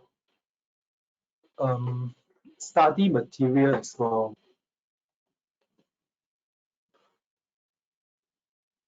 In case the management is extending the deadline for implementation in successive follow-up audits, how we can tackle this issue as an internal auditor? Extending what deadline? Deadline for implementation in successive follow-up audits. Oh, okay. See, when you do the audit, you issue a finding, they probably will give you a response what they will do, and they will also state certain deadline, right? So later on, when you go and find and follow up, you're saying that they want to extend the deadline. That is acceptable, all right? However, your company would have certain protocol as to who can approve the retarget date. So I have seen all this, especially like medium or high risk, it has to go quite high up for approval. Some of them even need the CAE to approve. So yes, the answer is yes, they can retarget. However, they have to follow the protocol. If there's no protocol, then perhaps you want to raise and say, okay, who should approve all this? So can we take last question? Can. Yeah. If audit committee will not approve budget for automated tools for follow-up and monitoring, will you not do any follow-up or still perform limited follow-up with limited available resources? Will no You still have to follow up. Will no follow-up sales audit function in QAP? Sorry, the last part. I think it's long question, sir. We have to take the trail. If audit committee will not approve budget for automated tools for follow-up and monitoring, will you not do any follow-up or still perform limited follow-up with limited available resources? I think you have answered. Again, will no follow-up fails audit function in QEP? So I can't catch this part. Do you mind repeating? I think it's a quality assessment improvement program, QEP, I think. Will no fails audit function in QEP? Okay, if you do not follow up, if I were to conduct the QAIP, I would raise that as a concern. All right. However, if you do a repeated follow up, and you have to kind of like, if you are in that situation, you have to raise it to the audit com, right? To see what are your limitations, what are your concerns. If you automate, how much you can do. If you don't, then how much you need to scale back. What are the compromise? Then it's for them to accept. There's no right or wrong, right? It really depends on the risk appetite and the style and how much money you want to put in, right? Totally don't do it, I think it's not acceptable, right? You may not do it 100%, but would it be 50%, 30%, or 70%? Then it's up to the audit com at the senior level to assess and decide. Thank you very much, sir. So I'm just handing over to Nikhil, sir. I'm just having some poll question and requesting participants for the. Yeah. Okay. Thank you, everyone. So thank you, Mr. Namchi. I think it's really been a pleasure once again to be listening to you, and thank you for your patience in answering the questions of all the candidates who have participated. I'm sure this would help them prepare better for the exams, as well as be aware of, some of the difficulties or the twists which come up in the, in the questions which are asked, because sometimes it's more a question of understanding the question properly, reading it, like you gave that one example of, the audit committee versus the management. If it's one should, it's the management which should be, reporting to the audit committee rather than the audit committee which should be reporting. So it's more a question of sometimes reading the question properly. So thank you very much for clarifying everyone's doubts. I'm happy to see that, like good internal auditors, most of the candidates have been asking lots of questions. So, well, you are expected to ask questions as a part of your job also. So thank you for doing that. And we look forward to the last and final training session, Mr. Namchi, and wishing all the candidates all the best. We have sent out a letter to the candidates also, as Mr. TK had mentioned earlier, hoping all of you have received it. To help you schedule your exams a little better. People are facing challenges because of the exams. So thank you very much, and I think we'll bring this to a close because all of you, or many of you, may still be hungry. And in my case, I have another program which is being conducted by the Madras chapter on agile audits starting at 2:30. So I also need to grab a quick bite. So thank you very much, and take care, and wish you all the very best. Thank you and goodbye.